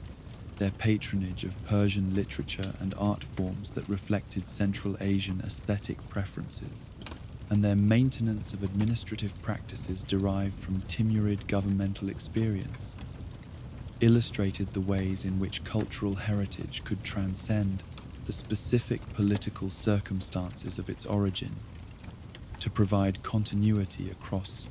centuries and continents. The architectural achievements of Mughal India, culminating in monuments such as the Taj Mahal that combined Timurid design principles with Indian materials and craftsmanship, represented the most visible and enduring legacy of the cultural synthesis that had originated in the courts of Samarkand and Herat. These buildings demonstrated both the transportability of aesthetic traditions across vast geographical distances and the capacity of artistic vision to transcend the temporal limitations of specific political systems, creating works of permanent beauty that outlasted the empires that had commissioned them. The scientific and intellectual traditions that had flourished during the Timurid Renaissance also found new expression in Mughal India, where the astronomical, mathematical, and literary achievements of earlier generations continued to influence educational curricula, scholarly research, and cultural development long after their original political context had disappeared. The observatories, libraries, and schools established by Mughal rulers carried forward the Timurid commitment to learning and intellectual achievement, while adapting these traditions to the different cultural and linguistic environment of the Indian subcontinent. Yet even as Timurid cultural traditions found new life in Mughal India,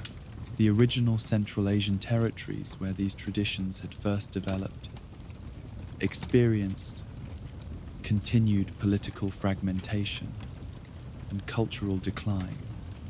that reflected both the disruptive effects of constant warfare and the gradual erosion of the institutional foundations that had supported earlier achievements. The libraries, schools, and workshops that had made Samarkand and Herat centers of learning and artistic creation gradually lost their resources and their ability to attract the talented individuals whose work had created the renaissance of the previous century. The transformation of Central Asia from a region of cultural innovation and political power into a peripheral area characterized by nomadic conflicts and urban decline represented one of the most dramatic reversals in medieval history, demonstrating how quickly the achievements of even the most successful civilizations could be dissipated when the political and economic foundations that supported them were destroyed. The great cities that had once rivaled Baghdad and Constantinople in their wealth and sophistication gradually declined into provincial towns, whose monuments to past greatness served primarily as reminders of achievements that could no longer be sustained under changed circumstances. The rise of Safavid Persia as a major power during the same period that witnessed Timurid decline created new dynamics in Middle Eastern politics that further reduced the opportunities available to the surviving members of Timur's dynasty while simultaneously providing alternative centers for the preservation and development of Persian cultural traditions that had flourished under Timurid patronage. The Safavids' success in unifying Iran under their authority and their adoption of Shia Islam as a state religion created both religious and political barriers that prevented any restoration of Timurid influence in regions that had once formed crucial components of their empire. The final extinction of independent Timurid political authority in Central Asia during the middle of the 16th century marked the end of a dynasty that had dominated the region for more than a century and had contributed achievements in warfare, governance, and cultural development that influenced civilizations throughout Eurasia. Yet the disappearance of Timurid political power did not eliminate the influence of their innovations and achievements, which continued to shape intellectual, artistic, and administrative development in regions far removed from their original Central Asian homeland. The complex legacy that the Timurids left to subsequent generations reflected both the magnitude of their achievements and the contradictions inherent in their methods of acquiring and exercising power. Their demonstration that nomadic military capabilities could be combined with sophisticated governmental institutions to create empires capable of fostering cultural achievement on an unprecedented scale provided models that influenced state building throughout the Islamic world, while their innovations in architecture, astronomy, and literature established standards that continued to inspire creative work long after their political authority had ended. The persistence of Timurid influence in regions as distant as India and as culturally different as the Ottoman Empire demonstrated the extent to which their achievements had transcended the specific historical circumstances of their origin to become part of the broader heritage of human civilization.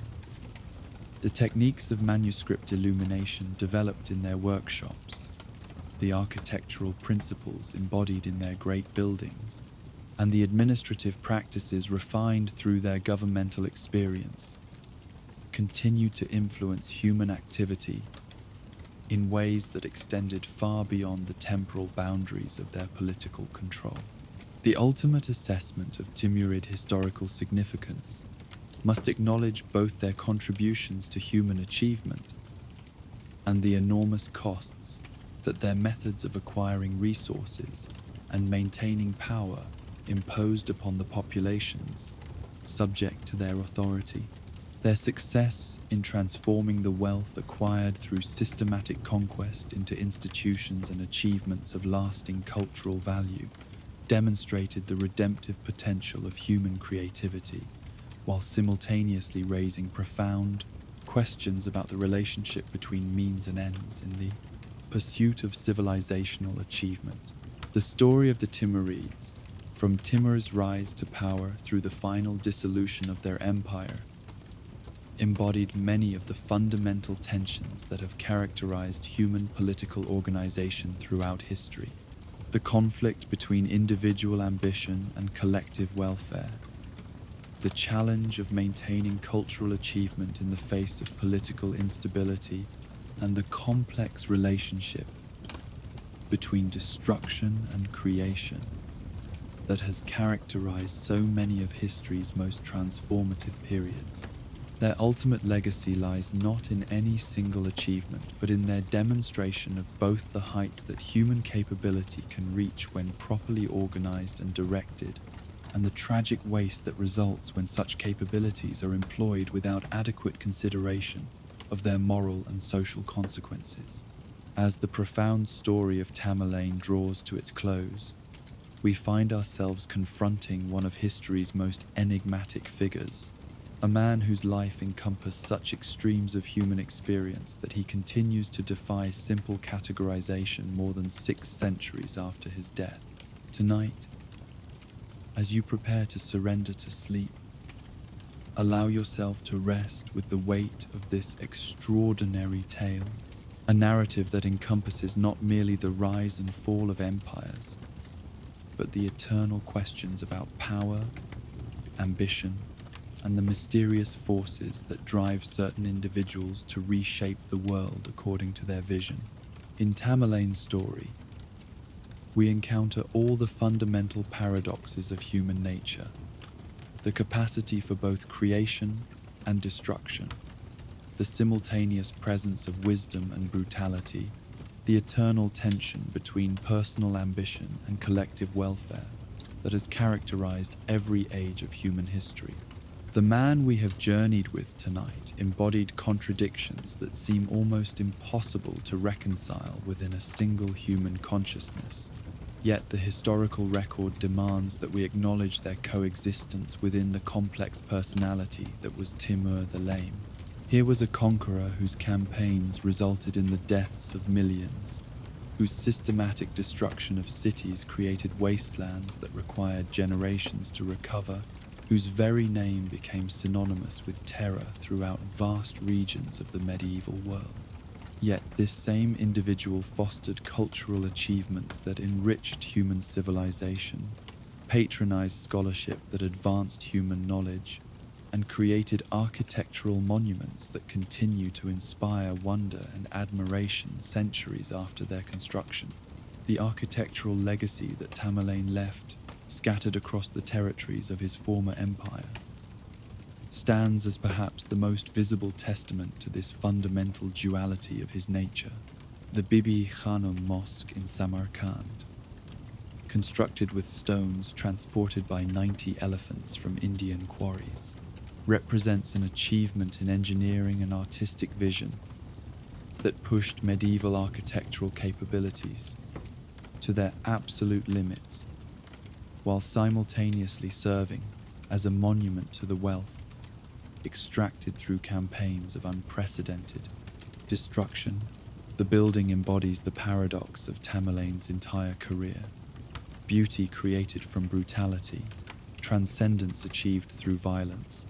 permanent achievements constructed upon foundations of temporary conquest. The cultural synthesis that flowered in Samarkand during and after Tamerlane's reign demonstrated how the forced congregation of talent from across the known world could produce innovations that transcended the limitations of any single cultural tradition. The Persian poets, Chinese astronomers, Arab mathematicians, Indian architects, and Byzantine craftsmen who found themselves relocated to his capital created together a cosmopolitan intellectual environment that generated discoveries and artistic achievements whose influence would spread throughout Eurasia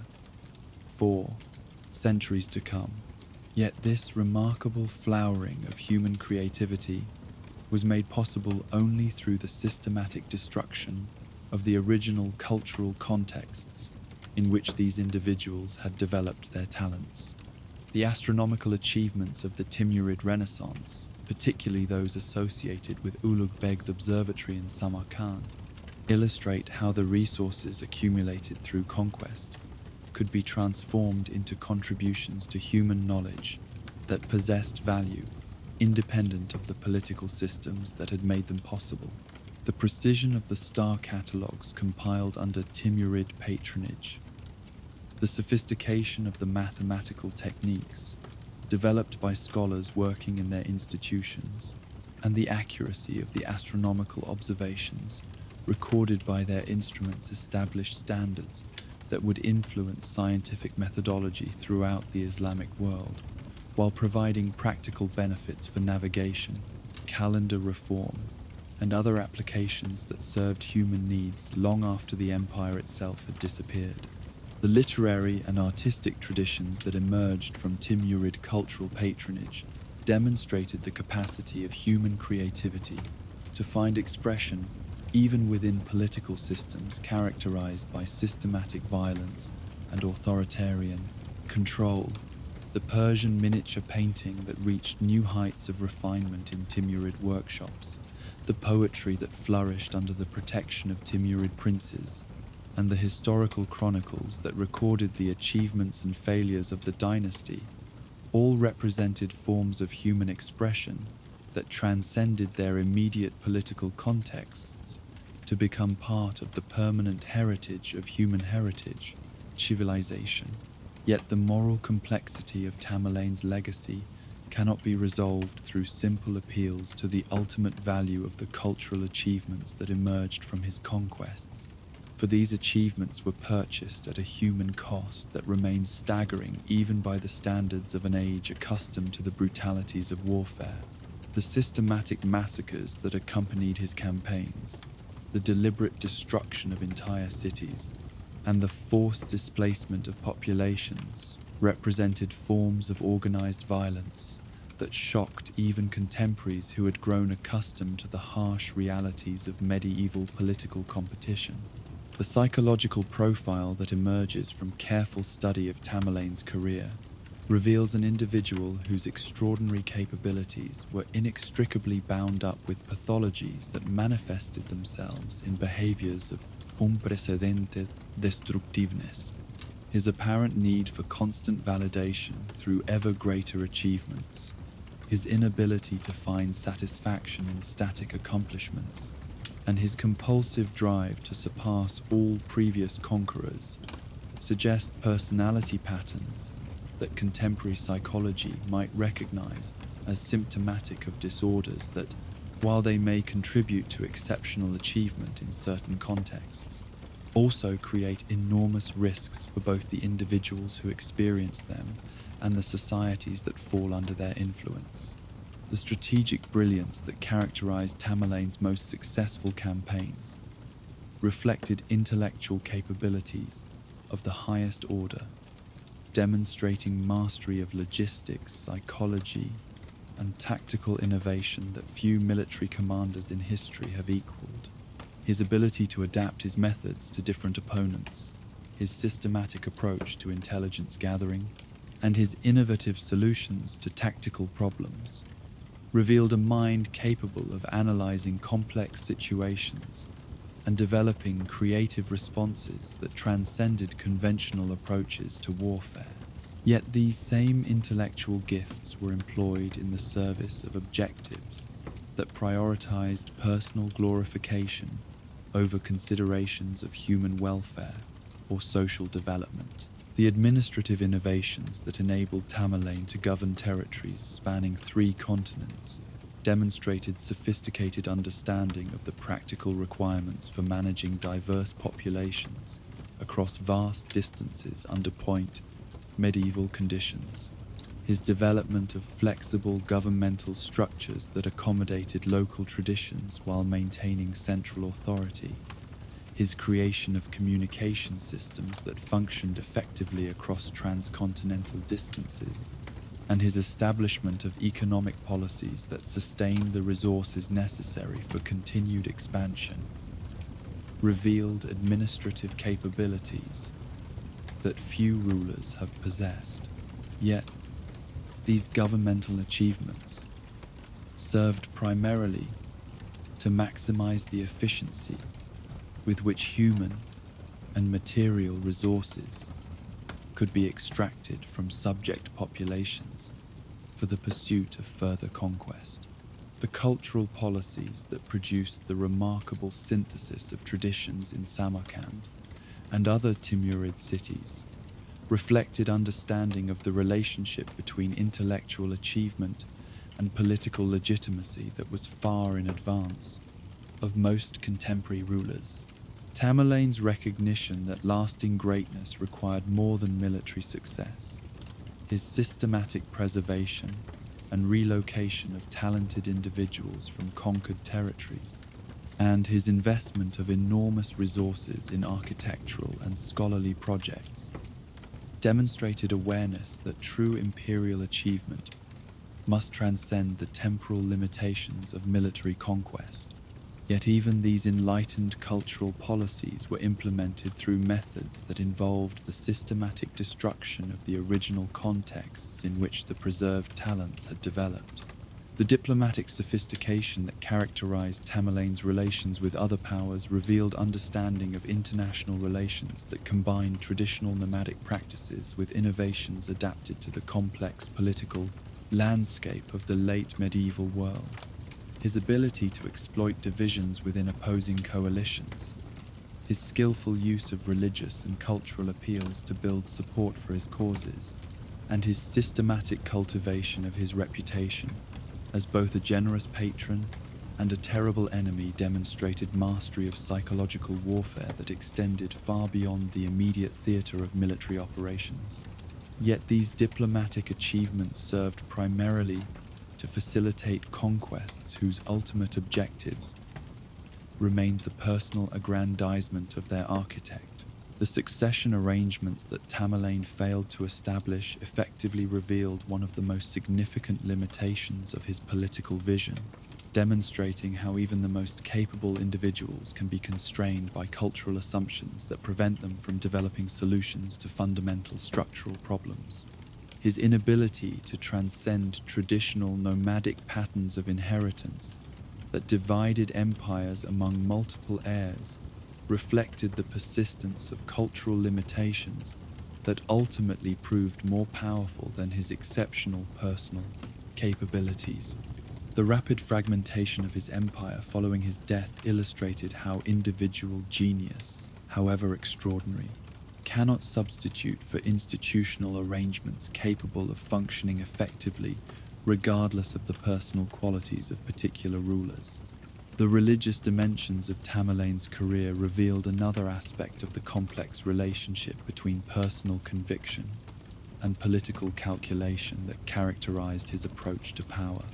His presentation of many campaigns as holy wars defending Islamic orthodoxy provided both personal psychological justification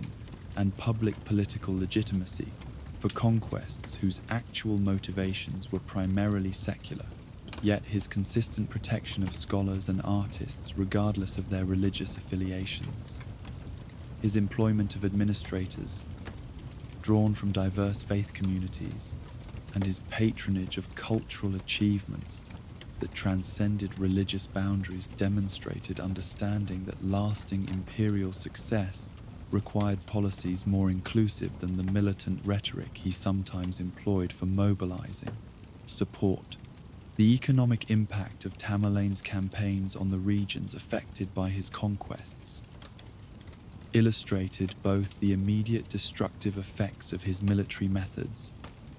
and the longer-term consequences of the systematic disruption established commercial and agricultural systems. The wealth that was concentrated in Samarkand through his campaigns represented not merely the transfer of resources from conquered to conquering territories, but the destruction of productive capabilities that had been developed over centuries of patient economic development. The magnificent monuments and cultural achievements that this concentrated wealth made possible came at the cost of impoverishment and underdevelopment in regions whose recovery required generations of rebuilding. The demographic consequences of Tamerlane's campaigns represented perhaps the most troubling aspect of his historical impact, as the systematic elimination of populations that resisted his authority created depopulated regions whose recovery required not merely the rebuilding of physical infrastructure, but the restoration of human communities whose social, cultural foundations had been completely destroyed. The great cities that required decades or centuries to recover their pre-conquest population levels bore witness to the enormous human cost of conquest methods that prioritized immediate military effectiveness over long-term social and economic considerations.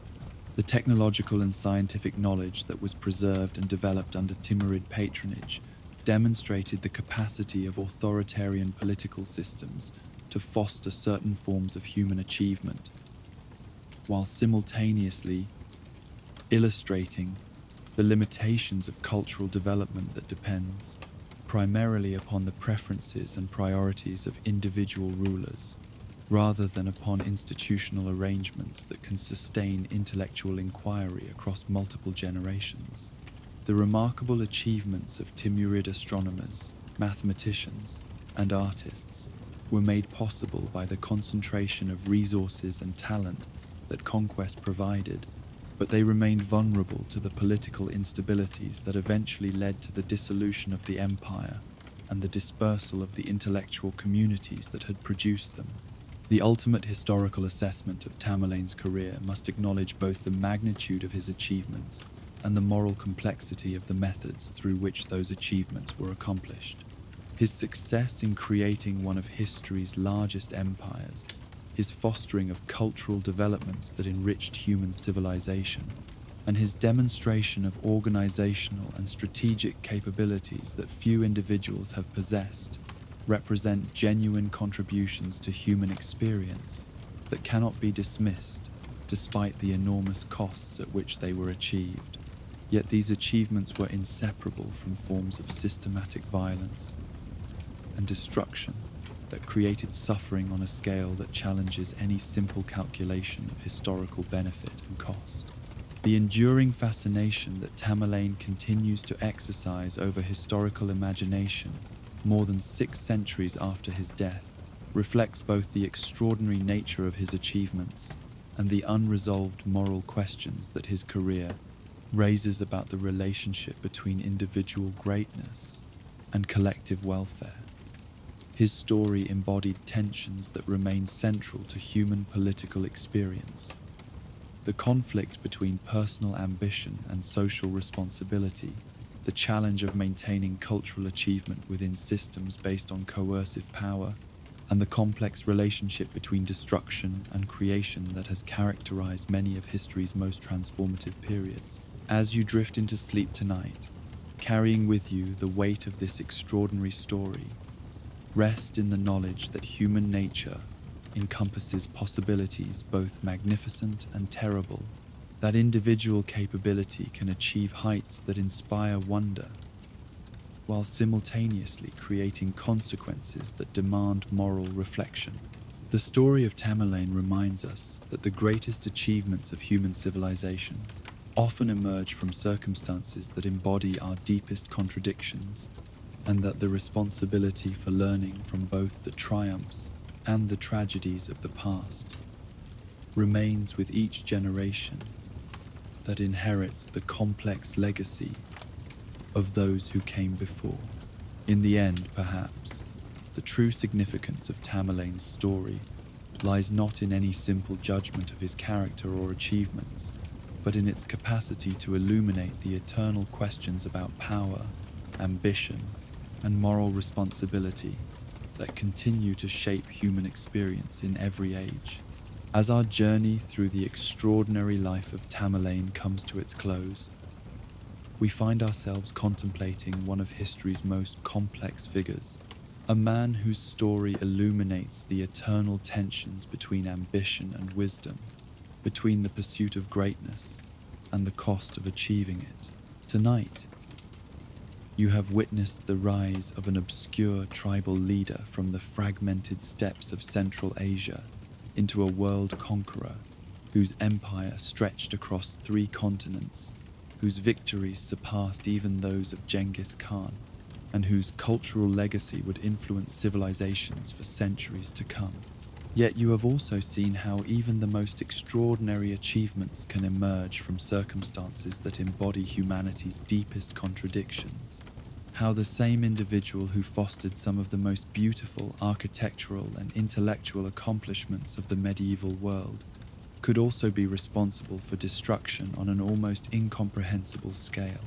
The story of Tamerlane reminds us that history is not a simple tale of heroes and villains, but a complex tapestry woven from choices that reveal both the magnificent potential and the terrible vulnerabilities inherent in human nature. As you drift into sleep, carry with you not judgment, but contemplation, not answers but deeper questions about power, responsibility, and the mysterious forces that drive certain individuals to reshape the world according to their vision. Rest peacefully in the knowledge that understanding the past in all its complexity is perhaps the greatest gift we can offer to the future, and that wisdom lies not in simple condemnation or celebration, but in the patient work of learning from both the triumphs and tragedies of those who came before us.